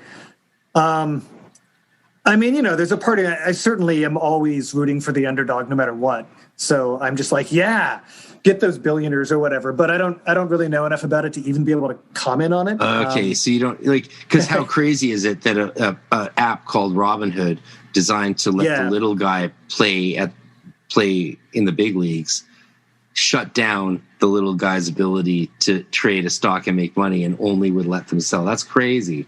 It was certainly not designed to handle what happened, basically. Yeah. And I mean, there are other places where people that don't make a lot of money can get into it on the ground floor too. And Robinhood is not the only place. It's not like that killed the whole thing. Do you have any crypto? No, I don't have any. Mm-mm. Okay, so you're a coder with no crypto. I'm a Luddite programmer, basically. I live in the coal cellar. A Luddite is it usually is a term. I know what a Luddite is. Anti-technology, but a Luddite programmer is like I kind of barely know how to use my phone. I'm just not that into technology. It's really weird that I'm into programming. So what do you program with? Not my phone. An actual desktop computer. Do you write code? Oh yeah. Yeah. Mm-hmm. Okay. You're a strange creature. So you know coding language, but you're not super into technology. No, I've just never been into it. The older I get, kind of the less I get into it. Oh, dude, I like you more and more, man. That's awesome. Yeah, it so is just like a day job. It's pretty much. Hey, you need a day job to afford doing magic.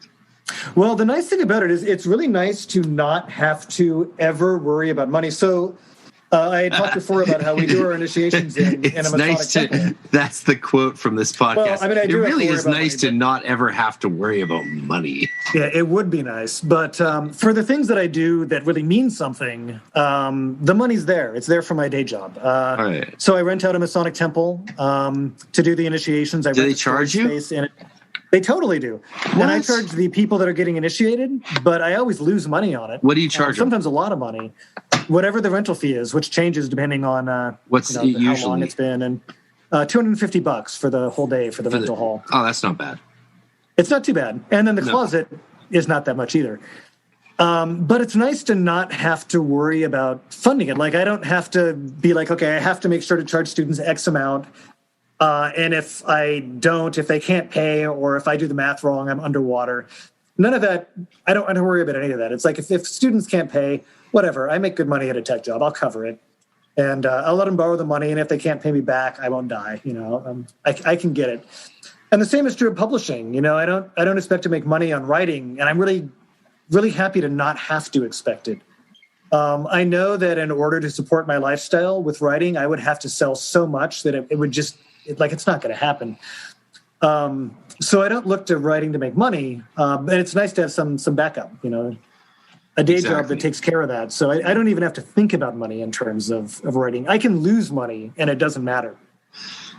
That's a good thing. It's a good thing. I had to raise the dues at Temple Tahuti when I was in charge, and it caused a revolt, like an actual revolt. But I was like, look, we were charging nothing. We were like a lot of people have heard that I lived at Temple Tahuti, that I lived at a Golden Dawn temple. Was like we had 2 temples in it. They were 3,000 square feet, accessible 24/7, 7 days a week, with classes 5 days a week, initiations once a week, ceremonies once a week, all that stuff. But like a lot of people thought that meant that I was smooth sailing. It's like, no, what it meant was that the overages of the expenses were drawing out of my student loans. Yeah. That place was kept afloat by my student loans, motherfuckers. I know it's not like I was backup. That's not going to hurt you. Yeah. So yeah, I'm a big fan of magical groups charging everyone involved enough to stay afloat. Like, come on, people, it makes sense. We just charge for the temple use, and I feel like I would be willing to do that for free, but I would just kind of feel like a sucker if I was paying to initiate people and be like, I don't really. Yeah. I don't even want to be that much of a sucker. I'll be kind of a sucker. I'm cool with that, but not. There's a limit. Anyway, let's see. We're coming up on 10 o'clock. I am going to have to eat in about 10 minutes here, but all right. But we got a little 10 more minutes or so. Sounds good. All right. Well, now I'm on the spot. I don't even know what to ask you next. You asked me a question. You know what I was going to do? I was going to talk about the Acephalic Imperial. Which I never really had. So that story is kind of inspired by people like Alfred Hitchcock and Patricia Highsmith, who wrote The Talisman of Mr. Ripley. In a way, it's kind of like a suspense story, except there's no trace of anything like murder or violence in it. I took all of that out. The story involves a woman, probably in her younger 20s, that it opens up. She's interviewing for a position as a live-in maid. In a kind of a big house decorated in a very old style, somewhere in Europe. And she's being interviewed, and the interviewer is this old guy, and he lives in the house. And he says, well, we don't really need a live-in maid. We actually have a maid, and we have a cook. What this position is for is something entirely different. But I can't really put it into words exactly what it is. I can demonstrate by way of a little test, if you're willing. And she's like, well, okay, sure. And he says, okay, I'm going to leave the room. And I want you to steal something in this room. You can hide it somewhere in the room. You can put it in your handbag. You can do whatever you want with it. When I come back, I want you to be exactly as you were when I left the room.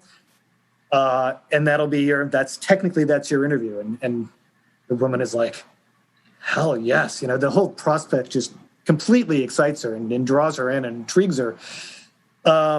So he leaves the room, and she does something borderline unacceptable, which she thinks is kind of crossing the line that he's established. I won't say what it is.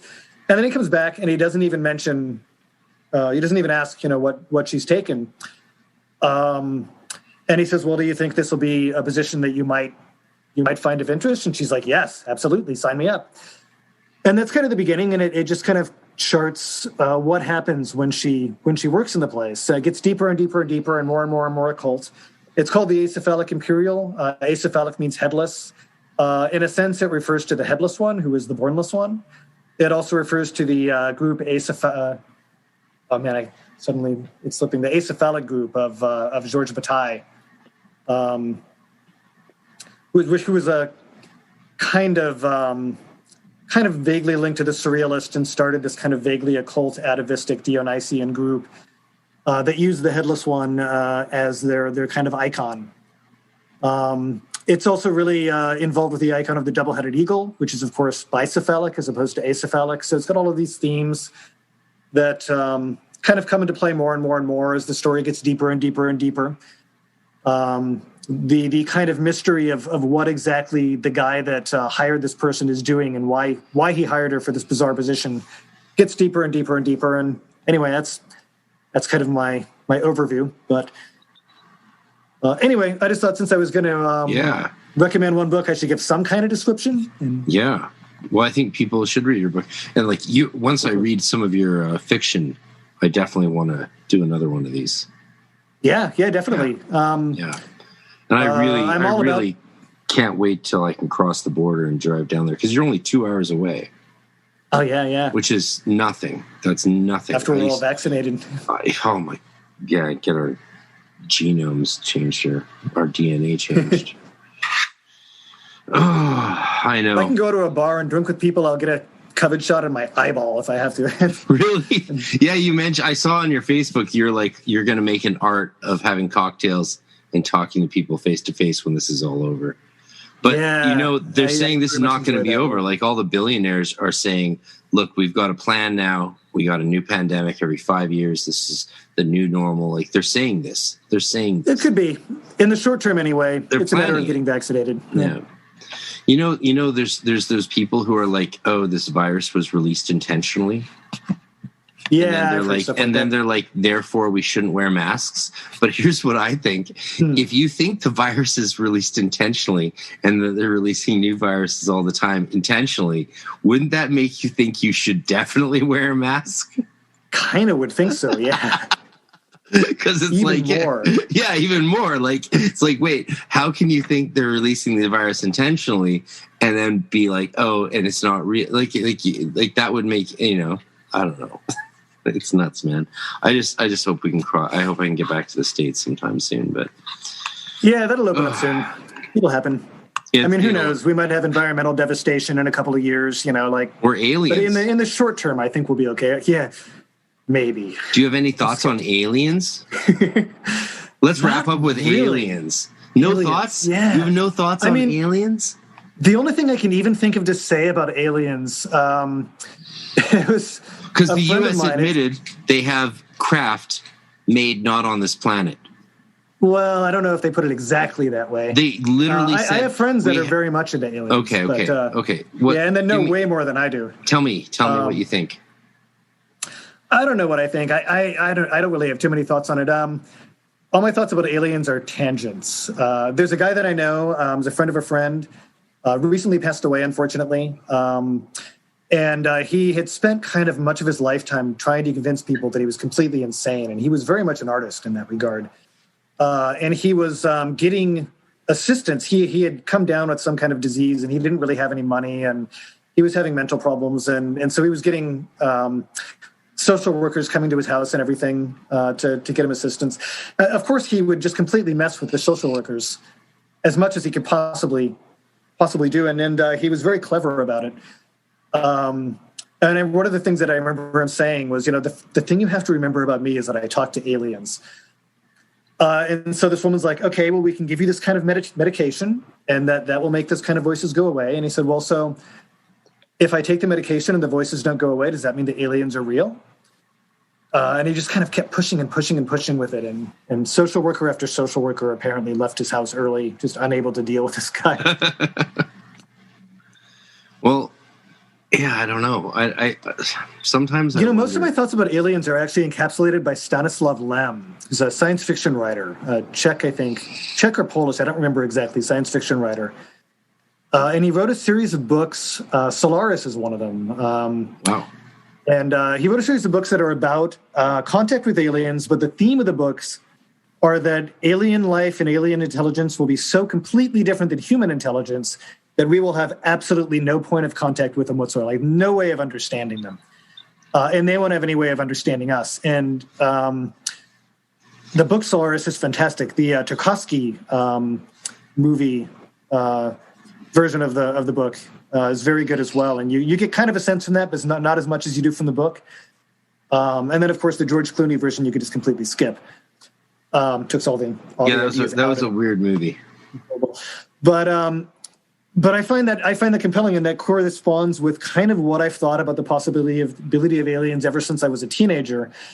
I mean, who's to say that they would even occupy the same spectrum as we do? I think it far more likely that they could be here now, and we just can't even. We just have no point of correspondence. We have no way of grasping them at all, or even really being aware of them. Just because they're so different than we are. When you bring in the multi-dimensional approach, it really makes it complicated. Yeah.